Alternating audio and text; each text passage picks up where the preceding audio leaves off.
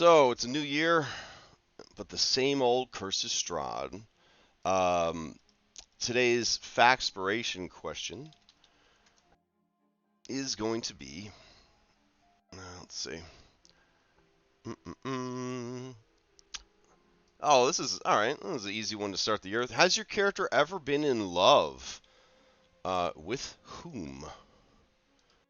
So ruminate on that, and then while that's cooking in the background, does anybody, for a point of DM inspiration, want to sum up what happened last time? Because it was so long ago, you can do a DM inspiration or a single lucky point. Lucky point allows the reroll of any d20 roll, even an enemy's d20 roll. If you are interested in giving the recap, go ahead, roll d20 into chat. If you are not, I will keep the bountiful rewards for myself and try my best to remember what happened. Alright, going once, going twice. Nobody? Damn. Okay. I'll try my best. Give me a second, I'm gonna rewatch the last episode. I'll be right back. Just real quick. Yeah, just real quick. Just no big deal. I know where we ended, so let me see if I could rewind us to where we were. Let's see.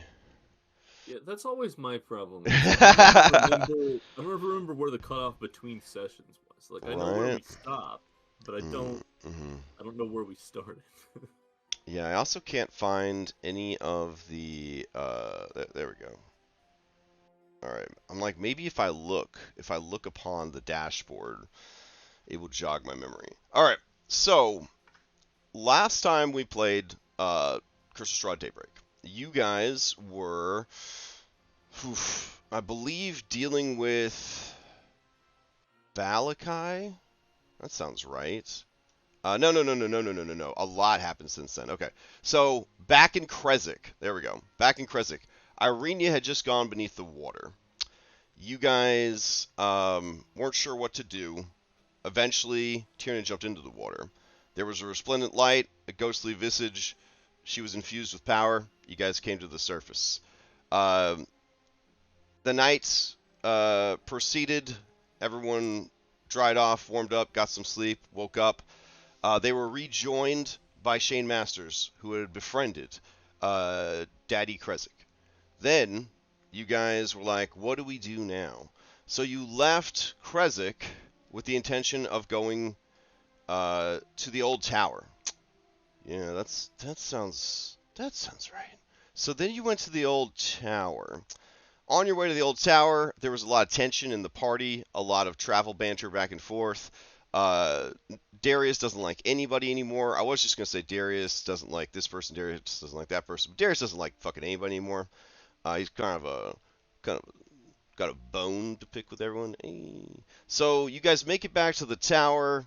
A lot of hurt feels, a lot of emotions.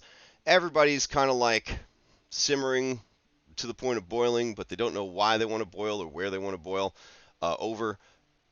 You sit down and you take stock of the whole Strahd situation. What do you guys want? What does he want? What are you trying to do next? Who are his closest friends and allies? What are his weaknesses? What can we do without him getting so furious that he kills us? Can he kill us? We're so fucking strong now, etc., etc. So you finish all that prepping and planning and whatnot, and then you decide we could probably get away with taking out the hags. So you travel with the intention, I believe, of skipping the town of Valakai. Correct me if I'm wrong, but I'm pretty sure you guys skipped the town of Valakai? Question mark? By cutting across the woods in a straight path? We went there and grabbed our wagon. Oh, yes. Okay. It was in and out. In and out. You didn't want anything to do with it. Okay, yeah. So you went there. I'm not sure we actually went in. I think maybe we sent something in to get the wagon and then left. Yeah. You were very determined. Also, at the tower, Thought left the party to stay with Van Richten because they were going to investigate the teleporter ? That you found in White Claw's cave north of Krezk. All right. So successfully in and out of Valakai, you then cut through the woods and went to the old monoliths, which you discovered, as long as you are in good standing with the Fanes and their Seeker, is a sanctuary. While you were hanging out at the sanctuary, figuring out what to do next, you smelled decaying flesh and heard the soft sound of scuffling feet, and that's where we ended the session. That's what happened last time. Oof. Okay. So that was a lot of stuff. Nice. And you fast traveled to get here, which is why traveling through these woods turned out to be not that terrible of an idea. All right. These woods have a history of some bad shit happening, so it's good that you had fast travel. All right. With all that settled, does anybody for a bardic inspiration that will last the whole session want to give me an answer to this question? Has your character ever been in love, and with whom? In addition to the bonus die, you will also be able to ask the question of any NPC you've met during the campaign. I see some dice coming out here. All right. Yeah, starting off strong. Nice. No one can get as bad a rolls as Scarlet had yesterday. They did not roll, I think, higher than a 5 the entire session. It was really sad. All right, Shane Masters going once, going twice. Sold to Shane Masters for 7. Please answer the question, Shane. So, unfortunately, no, I've never actually been in love. I've come close, and there was definitely hope that maybe it could finally happen. But like most things that were good in my life, it was taken away too soon. Damn. Maybe it's worth it to try to find it again, but the pain just... I don't know. Makes sense, yeah. Don't worry. Maybe in Barovia, it's not too late for it to come find you. You may ask the same question of any NPC you've met previously in the campaign. You guys are level 10. This is a fat D10 right now. Always better to know your enemy. I'm going to ask Anastasia. Anastasia. Obviously, Anastasia loves Strahd. All right. That was easy, thanks. A little softball pitch to start the year. So, with all that out of the way, let me put on some different musics. Okay.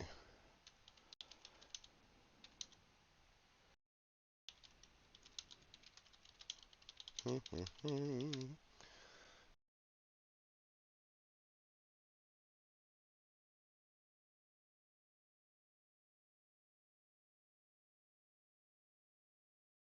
we'll go with this one.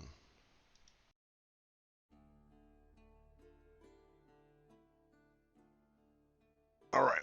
So you guys are chilling at the monoliths, just shuffling the stinky smell of death, and you turn around, question mark, to see the source of it? Or do you just, like, purposely not look like a dog when someone that doesn't like comes to visit, and they just will refuse to acknowledge the person's there? Well, Shane definitely spins around with his rifle okay. drawn. Sweet. Shane. I don't think you have any precise fears against something like this. It should be fine. You're level 10. You've been through some shit. When you spin around, you see the animated corpse of Anna Anderson, also known as Anna Barovia.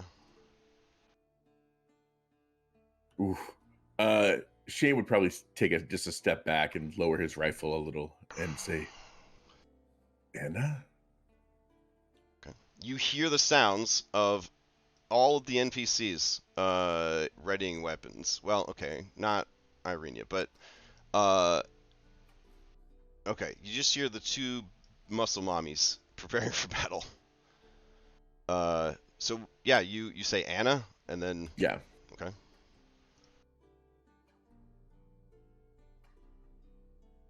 She says nothing apparently. Nor do your allies.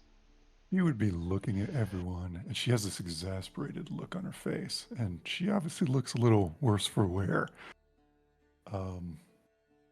She's dressed in the clothing that you left her in at Raffenheim, and she looks like she's been decomposing for the last couple of weeks. Except now it's standing in front of you. And she slowly starts walking towards you all. Okay. Tiernan, Irenia pulls at your arm and says, she's zombie? Do we have to kill her? Hearing nothing from Tiernan, who apparently has left for the day, she turns to Daniel. She rushes to Daniel and pulls on his arm, now his girlfriend, and says, Daniel, do we have to kill her? She's zombie? Damn, I had no time. Yeah, well, she's a fast woman. You as soon as you lose. Daniel will pull his arm away a little bit. He doesn't want that responsibility. Amen. The black spot that was about to appear over your character sheet disappears. Yeah, he definitely goes, holy shit. Say something. You left me. Why did you leave me? Anna, you died.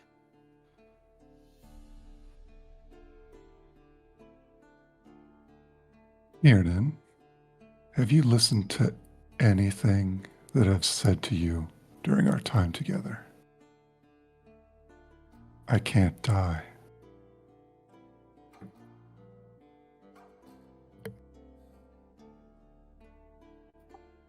Anna starts walking towards Tiernan. It's not... I don't think that's the gift you see it as.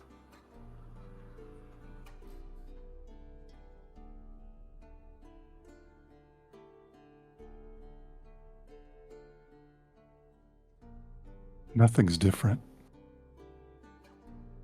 I'm still the same person. It just appears that Dana's a little worn out.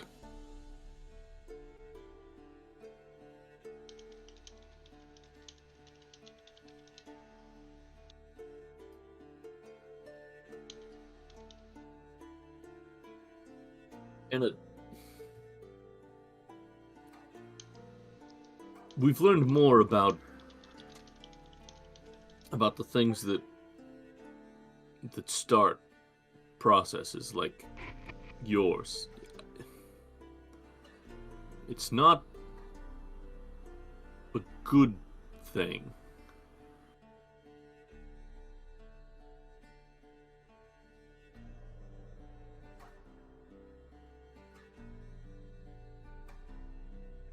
All I need is the rest of you.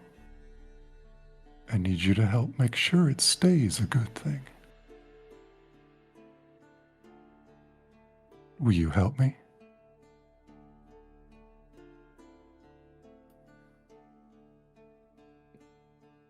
I will help continue your mission to free this land of the devil. To see it under a more benevolent stewardship. What do you care? The land was stolen, and you're going to leave anyway.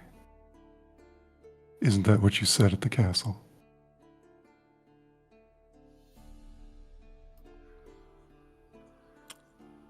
I'm more a part of this now than I was then.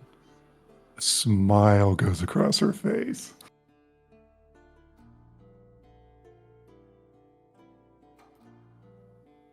I want this place to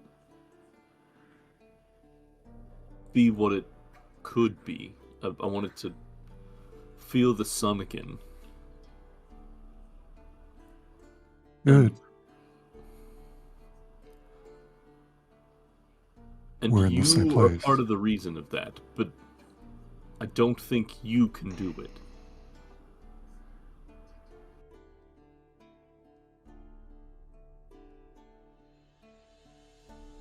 sorry you feel that way. Do the rest of you think the same? As you kind of scan the crowd, Lex isn't here, but based on conversation with Lex and role-playing decisions lately, I think Darius would say, if you could still fight, then we'll fight. If you're fighting for the same thing, then we'll fight together until we're not. I was gonna say something current Darius would say. Daniel, Shane, question mark? Well, Daniel never really knew Anna all that well. She kind of died a few days into his participation. Yeah. But he also is kind of intimately aware of, how the dark powers kind of get into you. So he's suspicious of who he's talking to, and he's gonna try use his cloak and speak with dead. Ooh. Sorry, I didn't mean to double click that.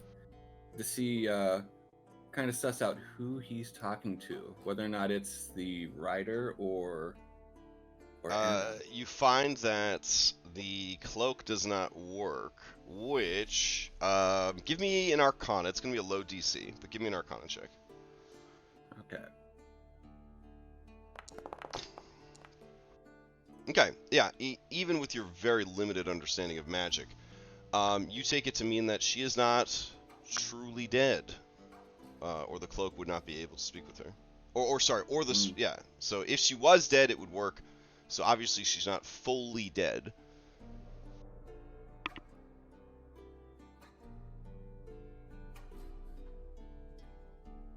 Fair enough. He will relay that insight to the party. Whatever happened to her, I don't think she's really gone.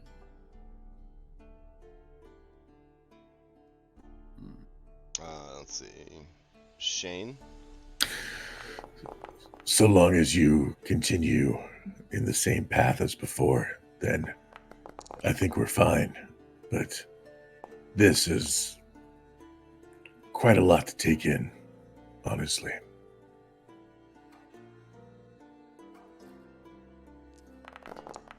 What about you, Irenia? Irenia looks over at her and she says, Nothing in Barovia ever truly dies. I have seen proof of it enough to know. Spirits linger or are forced to assume new roles or old ones and dance again and again for the amusement of others. I am sorry, Anna, that your spirit has been kept going so long. And perhaps if we help you, you can know peace. Finally. And Anna, there is something different about Irenia.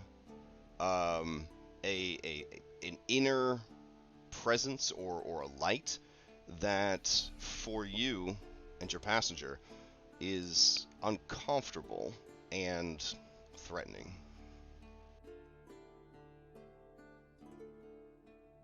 Though Irenia herself does not seem to be too aware of this effect.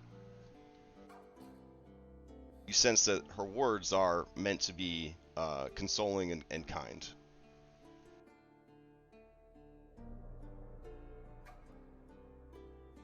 So if you, like Darius said, if you can fight, and we fight together, then I think we should. As I said, nothing has changed.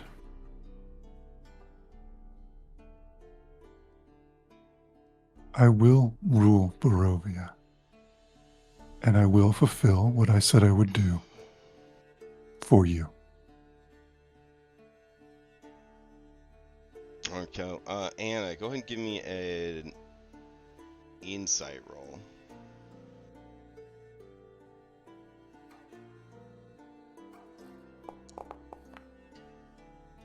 Okay. You realize as you utter these words that everyone there agrees and appreciates you. Of course they do. Yeah. It's the way it's always been. Like you cannot believe how joyful and just like, oh, finally she's back. They are. These are your people, and they'll do whatever you tell them to do. And they're not creeped out at all. Nope. Nope. That's good. Incredible roll, sir. To start the year. Incredible roll to start the year. Okay. Esmeralda says, this woman is returned. She's an undead. A variety of undead, like the revenants of Argandvostholt. Her spirit refuses to pass on. You should be careful. Whatever motivates her, she will do anything to see it done. She stares at you with like an appraising look. Who is this? I'm glad you asked. I am Esmeralda, the Avenir. I am a monster hunter from beyond the mists.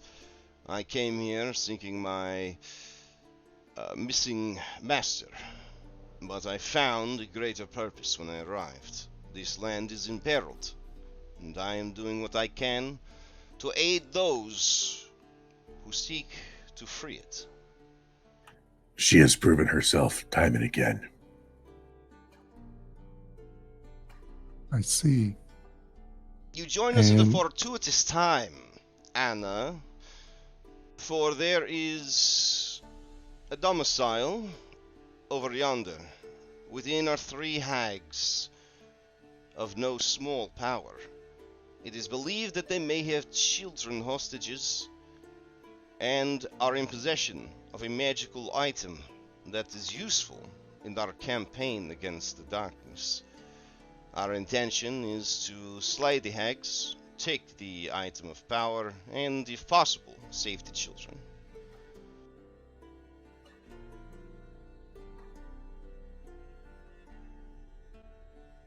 Anna, this woman seems to have a very commanding presence. Both her beauty, her stature, she seems to have accoutrements both magical and martial. And as she talks, you can kind of see many of the others sort of look to her to hear her words. You also notice that there is no Mackenzie. I was going to wait till Lex got back before we had that conversation. Yeah. Well, that's Lex's fault for visiting his family and having a life outside of our D&D game. Sorry. I'm supposed to be less toxic this year. I failed. Oh, well, since I failed, yeah, toxic. That's how resolutions are. It's like your virginity. Once you break it, who cares anymore? So, start your OnlyFans. Alright. So, what now, you guys? You're here for the stone. She nods. Yes. And immediately starts walking towards the windmill. Oh, this girl is about getting it done. All right. I guess we're just walking up to the building and killing everyone, yeah? Shanna stops and holds out her hand to Esmeralda and says, I will get the stone. Wait here. Are you planning to sneak in, or...? She ignores her and keeps walking. Okay. As Anna walks off, Esmeralda turns to the rest of you. She says, she is going to ruin the element of surprise. Yeah, she's good at that. What do we do?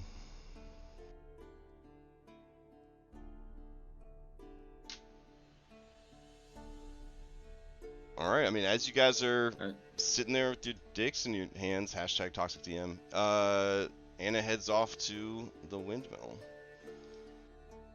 All right. Let me grab everybody. So much for the element of surprise.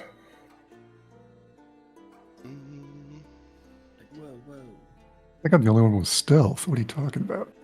Are you stealthing up though? It sounds like you're just walking straight towards it. Hey, No, you guys, she has nothing. She's wearing like the clothes on her back. She's probably barefoot. No weapons. Zero. Shane's pretty dang stealthy. In fact, I'm gonna follow Anna under Oh, stealth. sounds like a way to get Alright. back rid of Anna really quick. How good at stealth are you? Are you dedicated rogue, move at normal speed stealth? Otherwise, I don't think you'll be able to keep up while you're stealthing. Hashtag DM who knows the rules now. I don't mind going half speed for stealth. Okay, all right. Do the rest. My weapon has a long ass range, so Fair enough. I'll put you sniper on the grassy knoll. There you go. And bring you over to the map. You guys able to And see? Yeah. Nice. Yes. Okay, great. All right.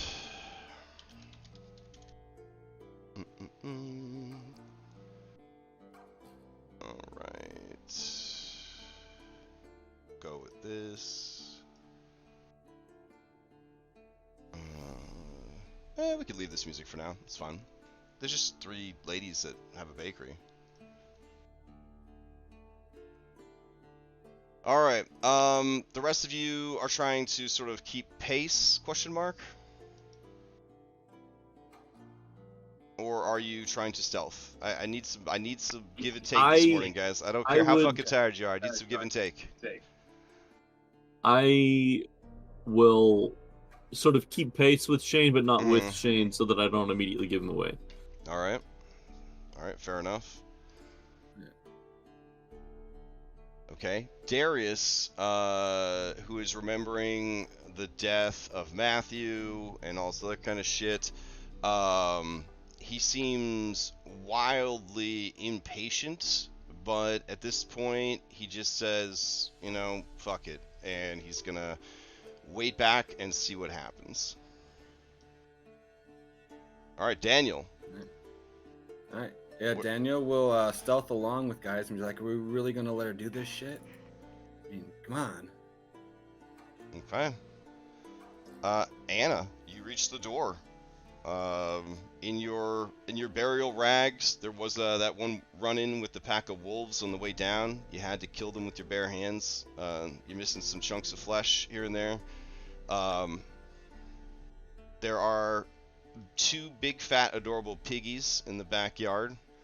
The whole place smells like pigsty, but also the most delicious baked confectionaries of all time. Even as a Walking Dead, you feel a hunger stir, the memory of delicious baked goods made well, and in that moment you are transported back to your true life as a servant in the Dirt's Manor, preparing tea and biscuits and baking pies, and the joy the children would have when you would bring them some food, or the smile on your master's face when you would lay out the delicious food that the cook had made and you had assisted with, and just you are lost temporarily in the life that you once had, in the normality of that has been lost to you for centuries. You didn't know, perhaps, that such memories were still a part of you after all this time. But then you hear a squeak as one of the pigs has kind of walked up to the fence and is looking at you, and you snap back to reality, and you see that your knuckles are mere inches away from knocking upon the door. She knocks. All right. From inside, a voice says, "Who is it?" It's Anna. Could I speak with Morgantha, please? Anna! Anna! From Barovia! and beyond. One and the same. Of course, dear. Are you alone on this fine day? There are others in the distance. Perhaps we should have a talk. Why don't you come inside, child? We have some pastries in the oven. He enters. Alright. She disappears inside, y'all.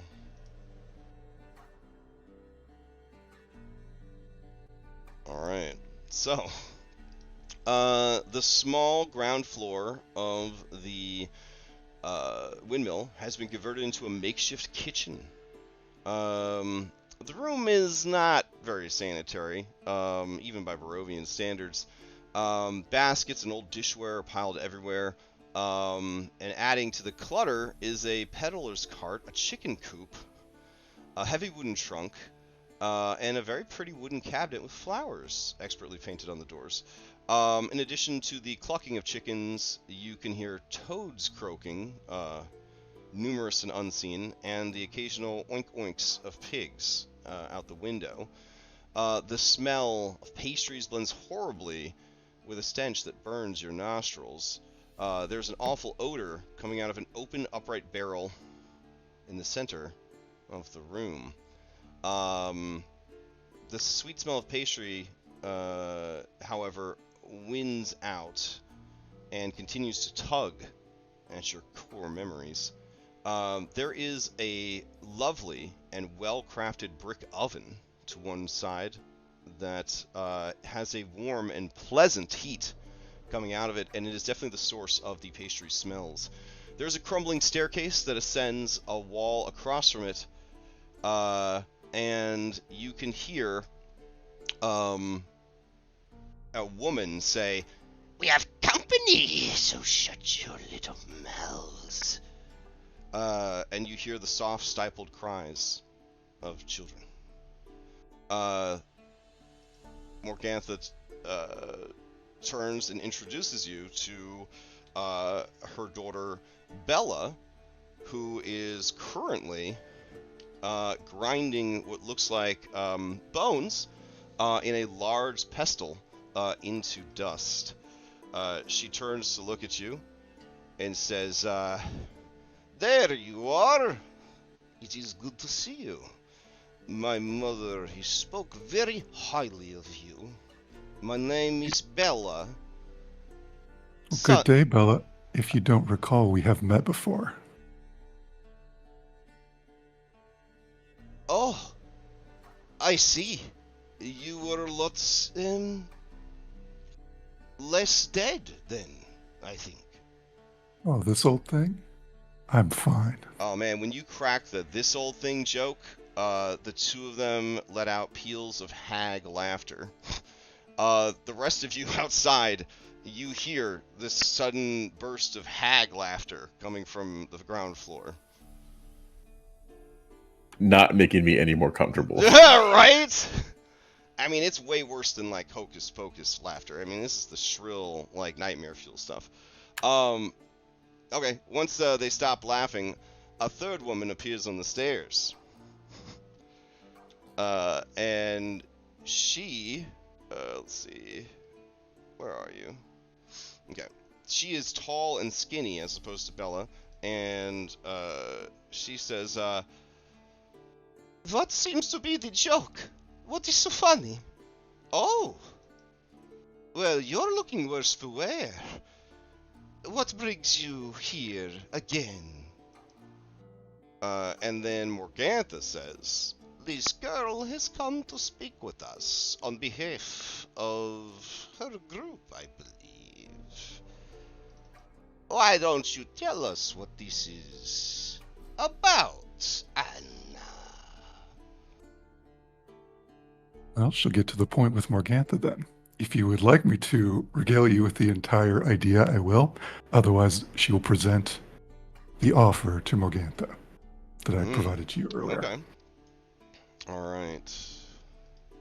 if you could, please present me with a persuasion roll to see if it softens or hardens the offer.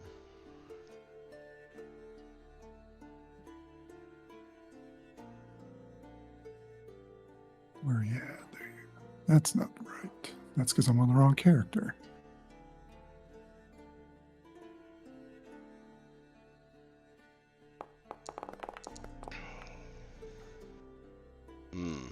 I'll succeed at a cost if it's needed. You may want to reroll it. I don't have any inspiration, so... Oh, that's rough. Okay. In that case, the women have sort of sour looks on their face, and Morgantha says, "This is well thought out. A strong plan, for true. But I fear that you would not be able to convince your allies.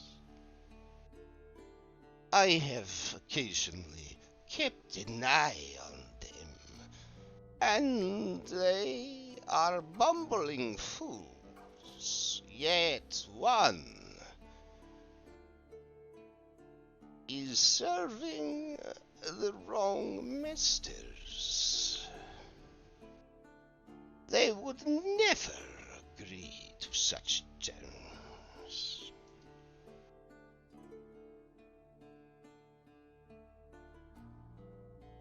I know them. They would listen to me.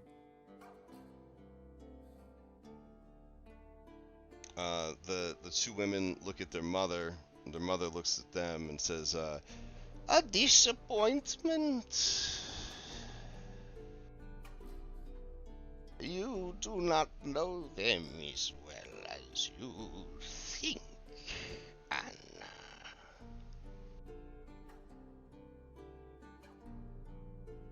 Perhaps you should go. I do not want to have us end our friendship on bad terms."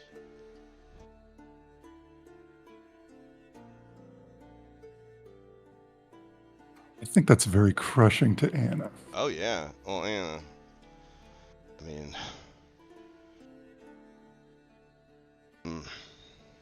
That's what it is. Yeah.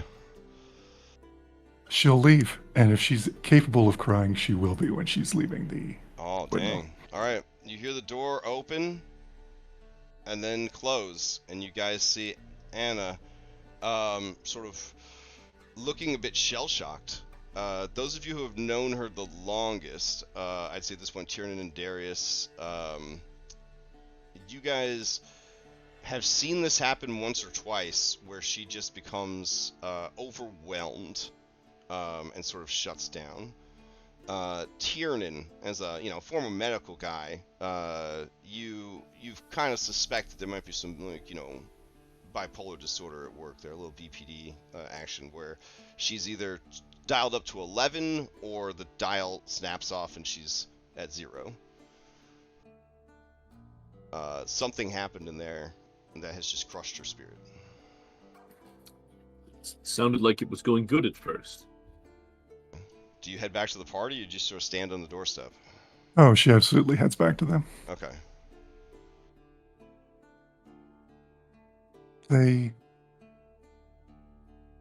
She looks very despondent still.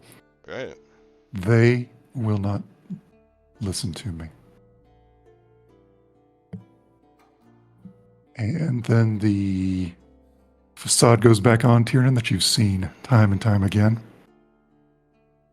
And she says, "Do what you need to do, and I will help you."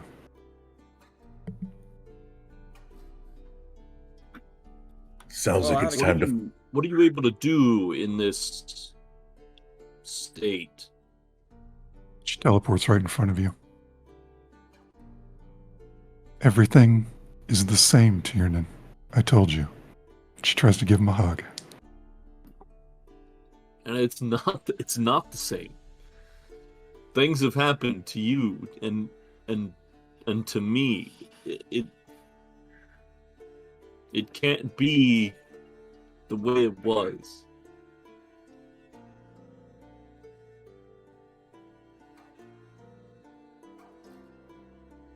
Everything will be fine, Tiernan.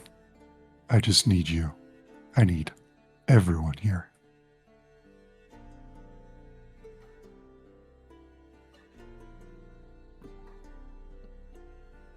Arm in armor yourself from the wagon if you can. We'll wait.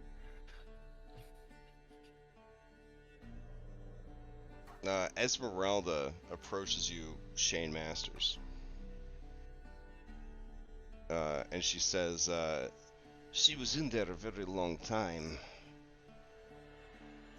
I am curious what sort of bamboozle she tried to deliver on our behalf. Agreed. But either way, it seems to have failed. Or I think has she betrayed us? Revealed everything we are? A little cloud of doubt now appears over Shane Master's head. Possible. She looks to you, Liar, and she says, "What do you think, Liar? What is your feeling about this woman?" He looks like one of the returned dead. Yes. What do you do to return dead in Barovia? Well, truth be told, not much, because these revenants just keep coming back again and again and again, and each time they become more and more crazy. So I actually think the best thing to do with the revenants is to just leave them alone. But do these Shine? Do these other revenants have such queenly ambitions, though? I have not spoken with as many as I would like, and the ones I have been far gone in their mental states. It has been a goal of mine to travel to Arkenvostholt and speak with the revenants there, perhaps find one or two who still hold on to their sanity, that I might better understand the past of this world and what it is they fight for so patiently. I didn't know Anna well, but she was singularly focused, driven. If that is enough to bring her back from the dead, then, well, such desire is dangerous. If she has come back from the dead once, she will come back again, I think. It is probably best that you keep an eye on her while she remains trapped in this form, rather than make her feel betrayed and hunt you down in a new one.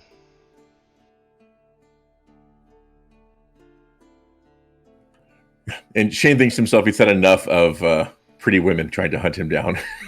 Fair. Okay. Anna, you find whatever's in the cart. I'm not sure pretty applies to half.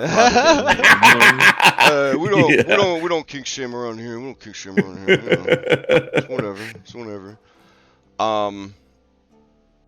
Okay, so Anna, you can quit from the cart. Daniel, how you doing over there? Yep, so while Anna is walking to the cart, he will power walk up next to her. Okay. Just be like, "Hey, princess, what did you tell them in there?" I asked for the stone. They didn't want to give it to me. So now we're going to kill them. He looks at her from one shyster to another. Like, what the hell did you offer them? Nobody gives anything for free. Come on, don't you bullshit me. It doesn't matter. They refused. It matters a lot to us. If you want to be with us, we gotta learn to talk a little bit more, communicate. We can't just go rogue. I'm the only one that talks in this group. They all sit and mope. Yeah, that's Barovia for you. I have my own problems with that. We gotta work past that, man. She looks at you and smiles, says it will be fine. Your name's Daniel, right? Right. And by all and it will be fine. Do you mean all will be well? Because we know how that shit turned. No. The Baron was an idiot. Oh no, I wasn't there for that. But I heard stories. Went bad. Come on, you can tell me, what did you offer them? Because maybe, you know... Daniel, maybe we some can days figure it there's out. going to be a new world here. And Yeah, I no offered shit. them something. I offered them a place in the new world. And the alternative was death in this one.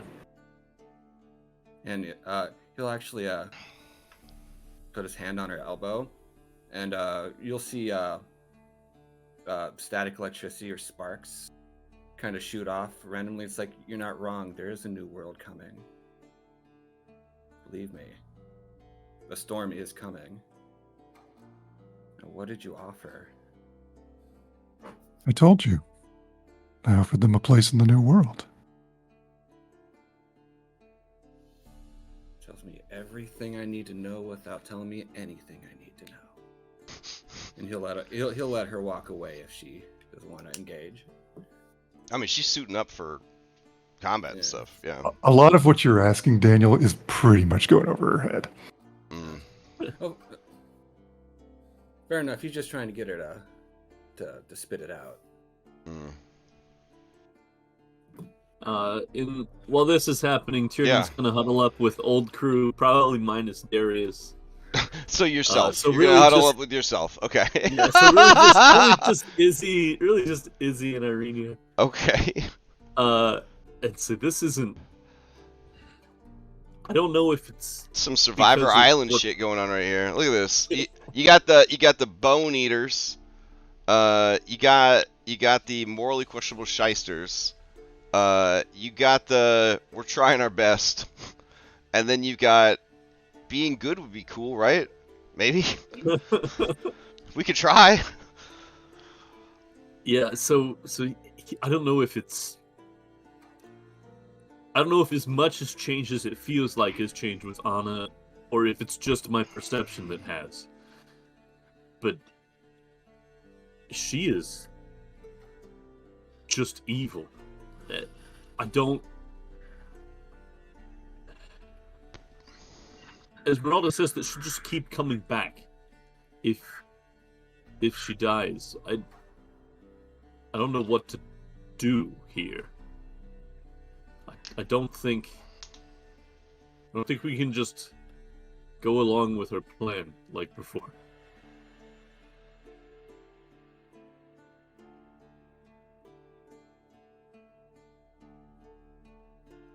Yep, Daniel will come back to Team Tiernan and say she ain't gonna tell us much shit. Although I think she tried to offer the hags a place in Queen Anna's court, and it didn't go too well. Yeah, well, if there's one thing you can count on Anna for, it's for not being persuasive to people outside the party. It's like, I'm sorry to say it, guys, but should we just chain her to one of the monoliths and just leave her here? That might be best. I mean, she seemed like a nice lady, but damn.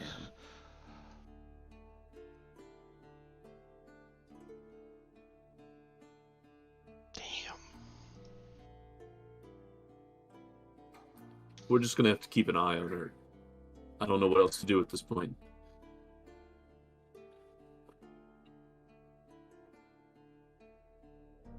Damn, she teleports. Could we contain her? I'm ready. Oh, Okay. hi.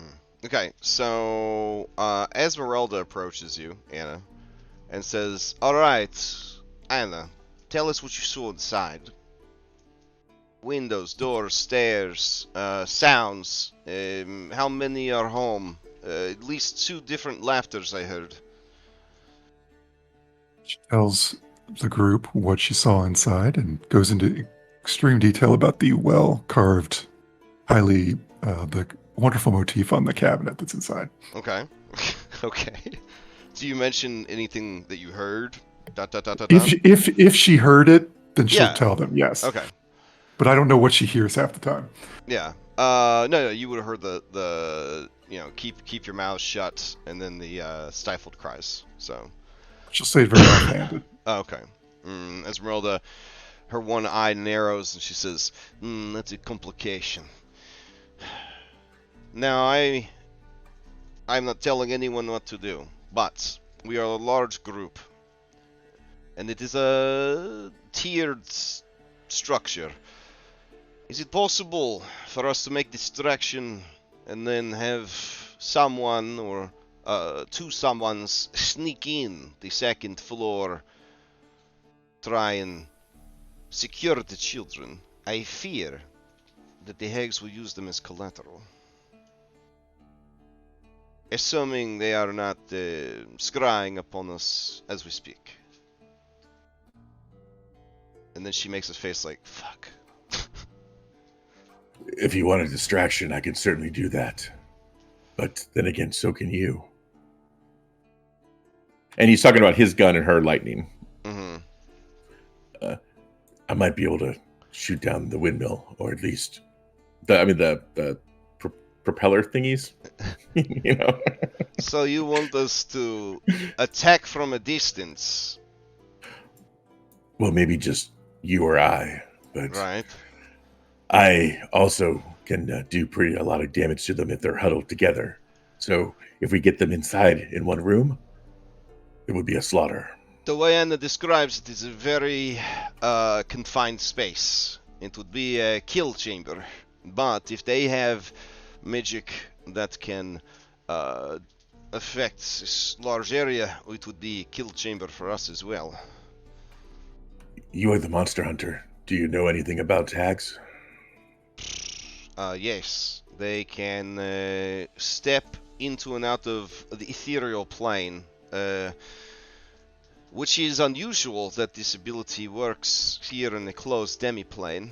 It is likely that such an ability is not taking them too far, but into the border ethereal. And she goes off on this like nerd tangent about like the full ethereal versus the border ethereal. Seeing that she's like losing some people, she says they can like disappear like ghosts and then reappear.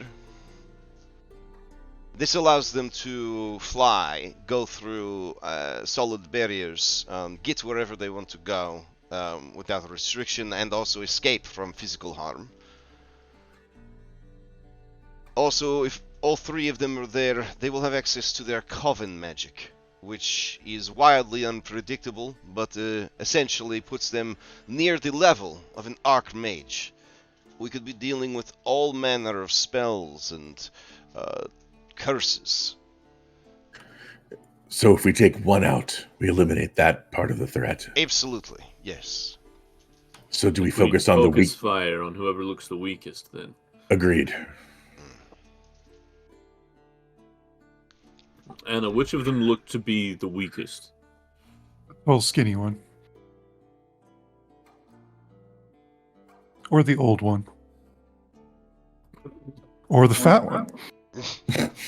So any of them. Your insight is supremely useful, as always. I would imagine the mother to be the strongest. Right? Esmeralda looks at you and nods and says, appearances mean nothing with hags. Age is how they grow in strength, like dragons. There's Well, 2 then- younger ones and an older one. Yes.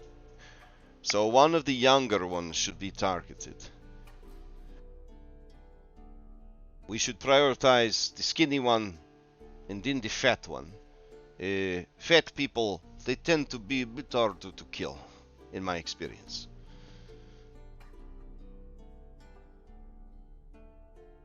Well, then it's time to huff and puff Sounds and like a plan. All blow their right. freaking brains out. They will attempt to use the children against us. So, We- is anyone trying to sneak in? Irene says, I will go. Anna will go with Irene.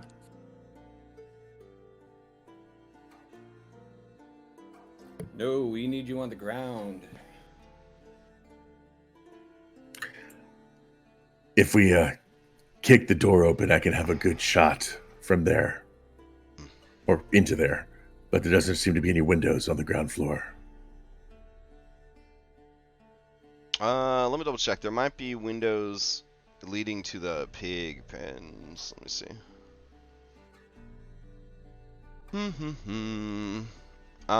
Nope. There are no windows on the ground floor. Then he'll position himself.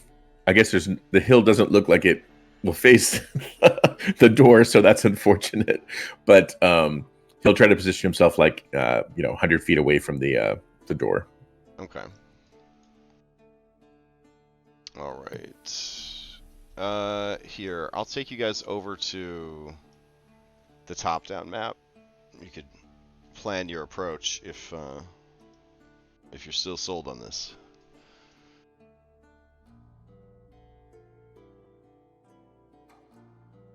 Are you guys able to see? Yes. See these little piggies? Little snuffly piggies? So adorable. They die first. Look at them. Not so adorable. What? That's more adorable. Oh my god.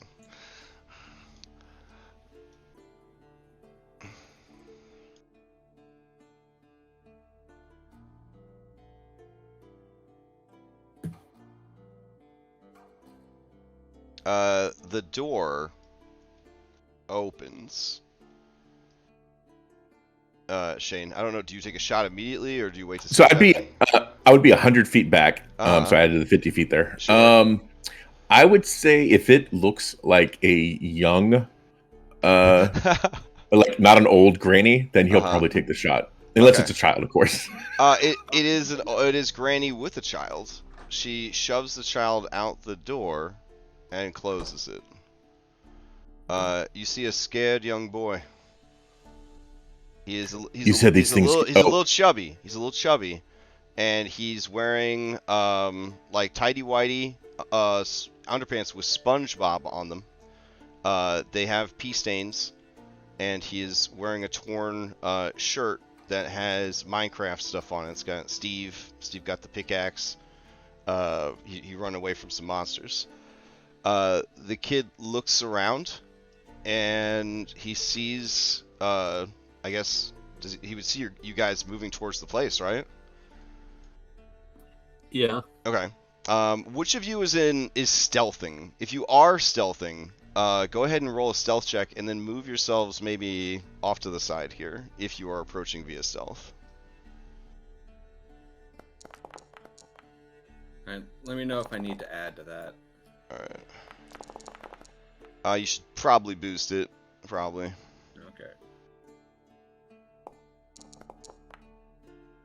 Okay. Okay. What do I feel coming from this kid? This kid looks like he has been through a great and terrible trauma. And he steps barefoot into the mud. The pig over here squeals. He jumps. And he starts running away from the house. He sees you. Yeah, but does he feel evil? You don't have detect evil. You know if you interact with them. If people give you bad vibes, like in conversation and shit. As he is pounding through the mud, he sees Liar. And he sees burn victim Tyrded, and he slides to a halt and falls in the mud and starts to scrabble away into the bushes on the side, just terrified. Lyra will go scoop him up. Okay, you may attempt a nature check since he is a childlike animal, or a persuasion. Oh wow, okay. As you approach, you assume a calm demeanor, like you're trying to calm an injured animal. And as we all know, human children are more akin to animals than humans. So he does kind of calm down, and he says, Mister, what's wrong with your face? Are you some kind of, like, urukai? We're here to help you, child. And then he will So scoop him up. the and bring ladies him back. weren't lying. You're really gonna help me. Oh my gosh. Thank you so much.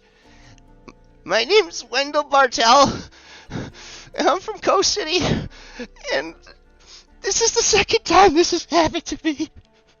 And he just sobs against you. He'll try to calm him as best he can and Okay. work his way back to the group. All right. This is the second time he's been kidnapped by hags from another dimension. Okay. What a kid. He looks around and he says, Morgante, she told me to tell you guys that you could have me as a sign of her compassion, but if you come near the door, the other kids are gonna die. Where are the other kids? They're on the third floor. But they're watching. Right now. They're watching us.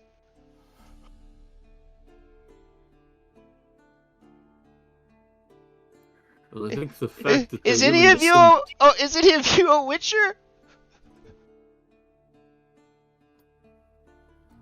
I think Esmeralda is sort of.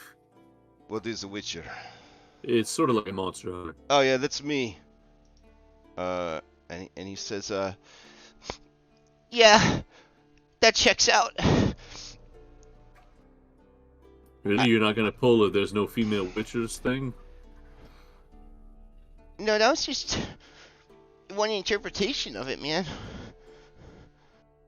It really I doesn't think make it's- sense if there's infinite worlds for there to only be, boy Witchers. So That part's true. Okay, that makes sense. My Just friend- maybe no. my friend just Mishka, maybe- my friend Mishka told me that gender is just a social construct. That's also true.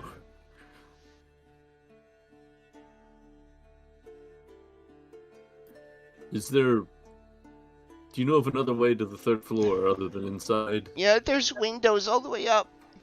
There's been a lot of kids that came and went. I don't know why they just keep me around, but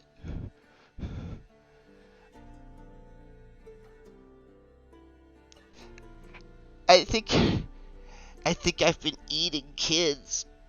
They dump like burnt stuff into the cage, and you just get so hungry. But it We're makes you going to- sleep, and you dream, I dream about being home with my PlayStation 5. I miss it so much. And he just collapses in your arms, Liar. Just drops the kid. What? No. Well, since we're getting ready to go into a fight, he's gonna hey, Izzy, would you make yourself useful for once? And he hands it over to her. Wow. Yes, heaven forbid someone doesn't have an immediate and permanent death wish like the rest of us. She takes the boy, and scowls towards Liar, and says, "I'll take him back to the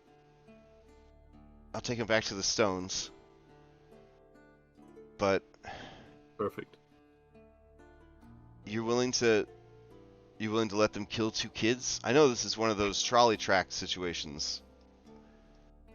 Have them kill 2 kids today, or kill 200 kids moving forward, but it really sucks, Tiernan. Wait, what is taking this kid to the stones have to do with immediately killing 2 other kids? The kid just told us they're gonna kill the other kids that are in there. But yeah, if we attacked, is what they said. Okay, so you're not gonna go kill them? I mean, Oh, no, Tiernan, they we are. kill kids. We're just gonna focus on getting the kids first. Oh, okay. Well, good luck.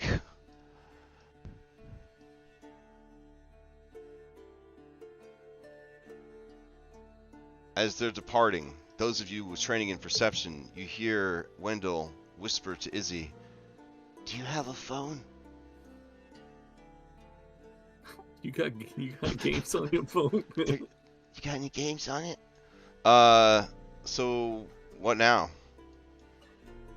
I think we wait for Daniel and Irina to get into position. All right. Yeah, when we see that kid come out, Daniel will put up the psychic network and connect to Shane, Tiernan, Liar, and Esmeralda, and be like, "What the fuck, guys?" We've got to hit those hags hard and fast, and we need to have someone in there to attempt to at least protect the children while we do it. Try, but I think stealth's kind of out the door, yo. Do our best, though. Not at Irina. She nods. She nods towards the windmill and the windows higher up. Yep. She will follow your lead. All right. Well, Daniel's gonna. I mean, I'm assuming he's been like looking at the thing all day. He's been trying to find a best blind spot he can. Okay. If you're worried about the pigos making noise upon snuffling you out, I would say the east. There is, if you recall the 3D render, there is a sort of scaffolding on the outside of the building. So if you approach from the east, you could try to climb up or get boosted up and then pull yourselves up to the second floor scaffolding. But it would be a series of checks to kind of get in there. A combination of athletics for climbing, acrobatics for balancing, and then stealth. Ugh. He's not good in those first two, but he'll try. Okay. All right. You go push into the arena and just be like, "Stay low." Okay. And you guys just army crawl through this wet grass. Mm-hmm. Okay.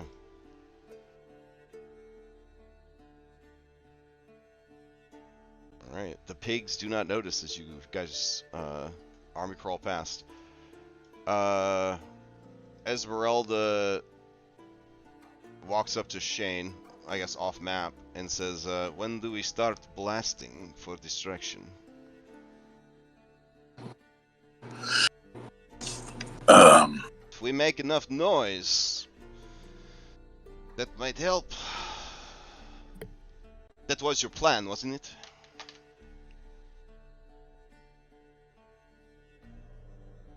We just lost Gibby. Oh, damn. Alright. Well, that's what his plan was earlier. And he's got plenty of bullets now, and a supplier for bullets. So I would assume that he would open fire on the house, or on the windmill. I guess it's a house and a windmill. Just to kind of, like, make sound and draw attention. Or is he trying to go, like, full American Sniper? I think Tiernan will start walking up towards the door. Hopefully with Liar, at least with him, and Darius. Okay. We have Muscle Mommy come with us, Zuluka. Oh, yeah, sure. Yeah. You guys all clump up together, head towards the door. I like area effects just like everybody else does. Yeah. I do Sorry about that. I do have to ask, how much time do you give Daniel? Daniel has you guys on the network. Do you guys actually approach the door, even with the information that you have? We'll start approaching the door once Daniel says they're like outside of the third floor. Oh, okay. So you guys aren't approaching the door yet. Okay. Shane will sing on the network. Don't block my shot. If you block the door, I can't do anything. Alright. Irene wants to know if the plan is still to make noise via guns and magic to keep their attention, or if you think that attacking the building will provoke them into killing the children. The plan, I think, should be as soon as you guys... Yeah. are in position outside of the window, I'll run up, swing the door open, and hopefully Shane can shoot one of them. Okay. I mean, I can shoot the pig to get attention. I don't think we want to start shooting until we're shooting at one of them. Okay. So, Daniel, go ahead and give me 3 checks. I need an athletics, an acrobatics, and a stealth. Okay, here goes nothing.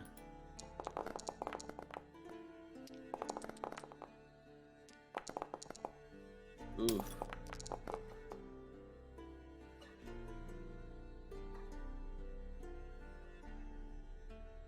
Alright, I'm also queuing up rolls and waiting patiently for them to someday show up.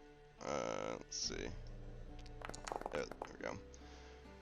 Okay, so, as you guys approach, you are unable to climb up. Irenia climbs to the 2nd floor, and she kind of, hanging from the scaffolding, she like grabs you and starts to pull you up. However, the act of doing this is not quiet, and unfortunately, your bad rolls on the athletics, the acrobatics, and the stealth clue in the people inside that there are some coming around the side passage. Right. They are going to roll into initiative. Alright. Alright. Do I have time to relay that I think we're made? Yes, absolutely. That would allow everyone else to also roll into initiative. Alright. It's been a while since we had a pitched battle this big, across multiple floors. Memories of the... Okay, I would say if you guys were holding back from the door, I'm going to put you at least this far back, where you first encountered the kid, so that they don't construe you guys as approaching even though you weren't supposed to. So we'll do like so. There we go. And then, let's see, get Daniel in there, Irenia, and then, Heesh, hold on a second.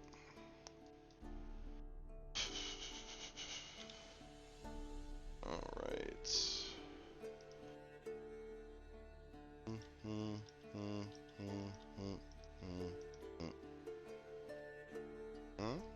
Okay. Just gotta roll this stuff in real quick. Alright. And if everybody's rolled in, I'll roll the NPCs.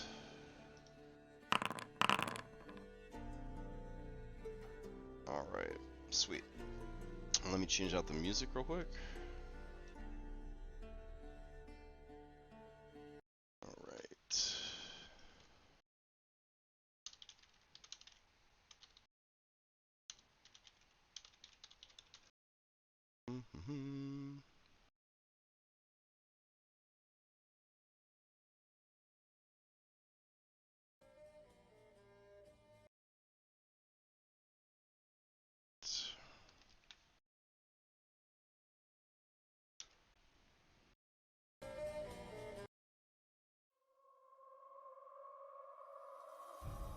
Okay, Shane Masters, you've won the initiative. Oh, okay.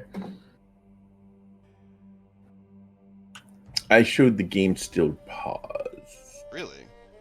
It might be my connection. Let me I'll refresh Foundry. Okay. But if the door is still closed, I have no choice. I will hold my action until the door is open and I can see inside. And then once I do, I will fire a missile volley, which will pick a point inside. Within 10 feet, I can hit up to 4 creatures. All right. Sounds good. Let's see. Who do you pass to? I will pass to... seeing what Daniel's doing, I'll pass to Daniel. All right, Daniel. So you were still on the ground floor. She tried to pull you up, but then you kind of scrabbled up against the side of the building, dangling, and she just had to set you back down. All right, he will swear fucking shit and just try and bamf up there. Okay. Up for 10 feet. 10 feet is going to action. be enough to get you to the second floor scaffolding or the windowsill if you want. Okay, yep, he'll go up there. And he will try in as an action help boost her up to the second. Oh, she's already up on the second. She Oh, got no, up the and third. Oh, I'm okay. at the third. Oh, okay. So bonus action. So then action, you're going to use aid another for Irenia to help her climb up to the third floor. Right. Okay. All right. Do you want pass to her then? Yes. Okay. All right. So you guys are both at a height of we'll say 10, and then you pass to Irenia, and Irenia will try to make with advantage because of the help action. All right, with your help, she is able to get up to the next floor. All right, and she is going to. I'm going to take you guys over to a different map. I had considered trying to mash all of this into like one scene, but it ended up being like too hard on Foundry. All right. Let's see. So Daniel, you would be here next to window, and then you boosted her up to there. And I'll take you over to this map real quick so that you can see it.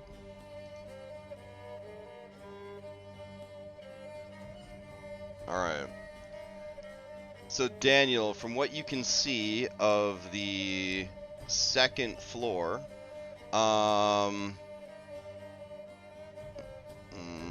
let's see, what is on the second floor?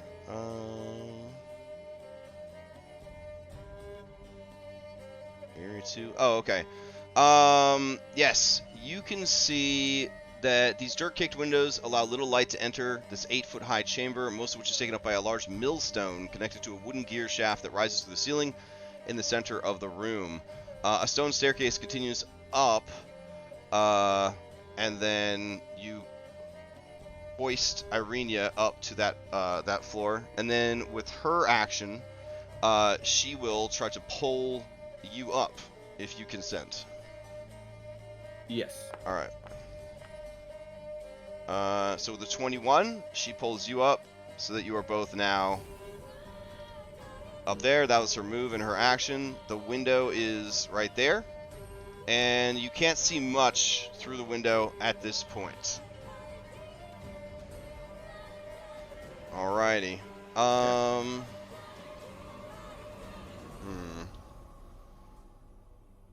Okay.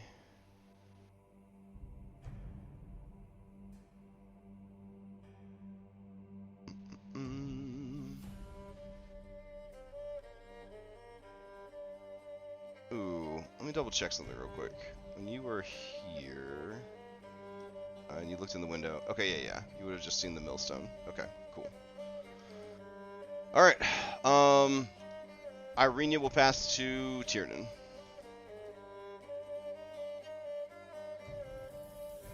All right. I'm gonna start heading towards the door. Okay.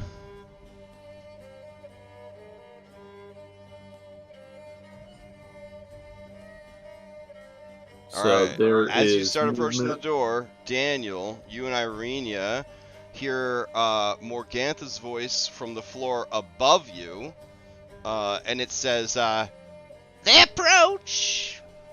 Kill one of the children."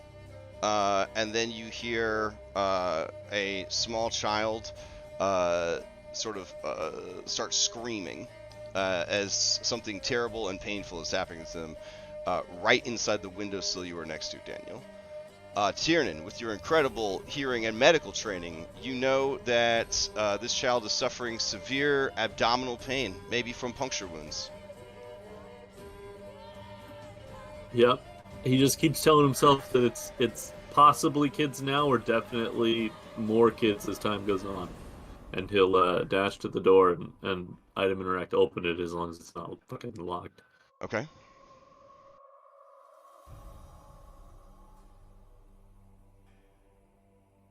Alright, as you approach the door and try the door,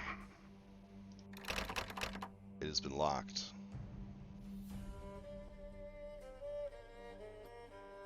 Yeah, let's break that.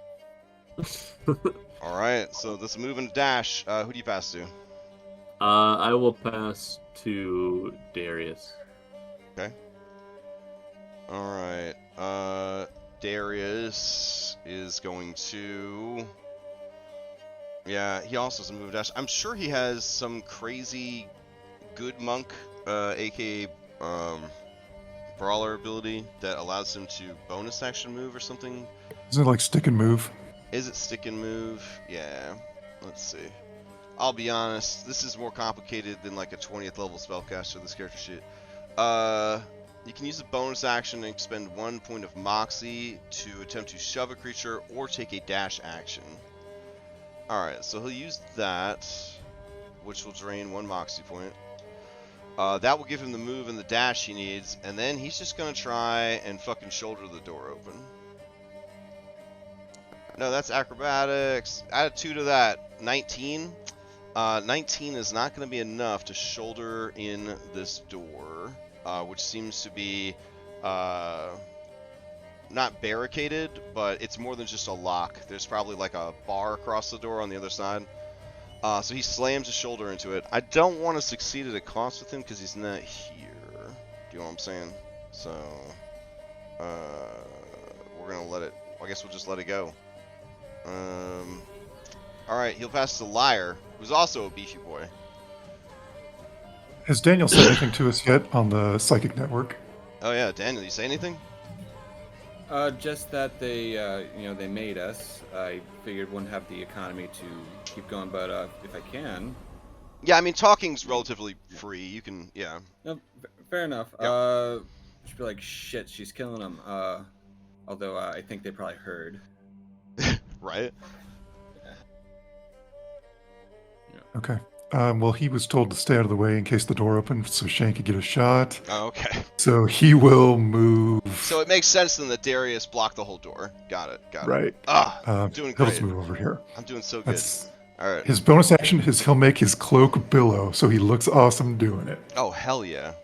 And that's his turn. Tiernan, with your impossibly high perception, you can't help but notice how fucking sick that cloak looks, billowing like it is. Like, oh my god. Goddamn liar. Yeah.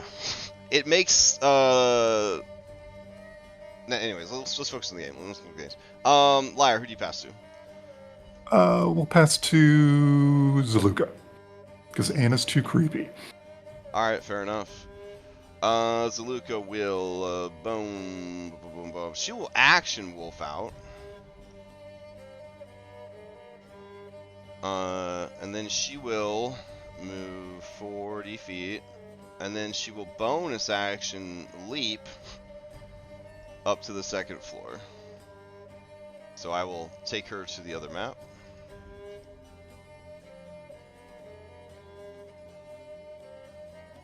Alright.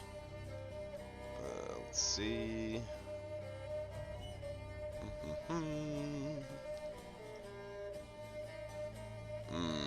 Can't see anything from there, Hans Luca. Alright, that's fine. That's fine. Alright, now that she's up, she will go ahead and pass to Anna, because Anna's creepy. Well, they haven't really been talking to her, telling her what to do, so she will follow. Okay. And dodge. Okay. And is there anyone else on our side to pass to? Esmeralda. Okay, she'll summon Dana as her bonus action and pass to Esmeralda. Alright. Let's see. Okay. Esmeralda sees the situation here. Knows that they need a distraction. So she's gonna move. She's way back with Shane. So she'll move closer to the scene. I'll say that she's still 20 feet off. But from there, she do got lightning bolts. Feels like it's kind of a waste to use it yet. everything's so damp, she can't really hope to set the hay on fire without, well, if there's enough methane in the poop. For now, she's just going to take a dash action to move closer. So she's now back on the map. Alright. Play will then... She has to pass to somebody. So she knows there's known people there. She will pass to Bella. Alright. So let's see. Bella is on a... There we go. And let's see. She would hear that situation. Alright, so she's gonna move and spot Zaluka. This is Theater of the Mind, I guess, for everybody. And then... what will she do?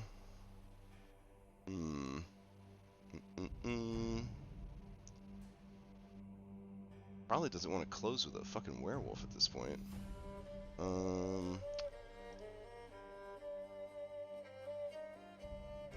Yeah, she will bonus action turn into her true form. There we go. And then... yeah, this will be fun. As an action, she's going to use her Hungry Cackle. So, based on her placement, I need Tiernan and Darius and Irenia and Daniel and Zulika to all give me wisdom saving throws. This is a psychic fear effect.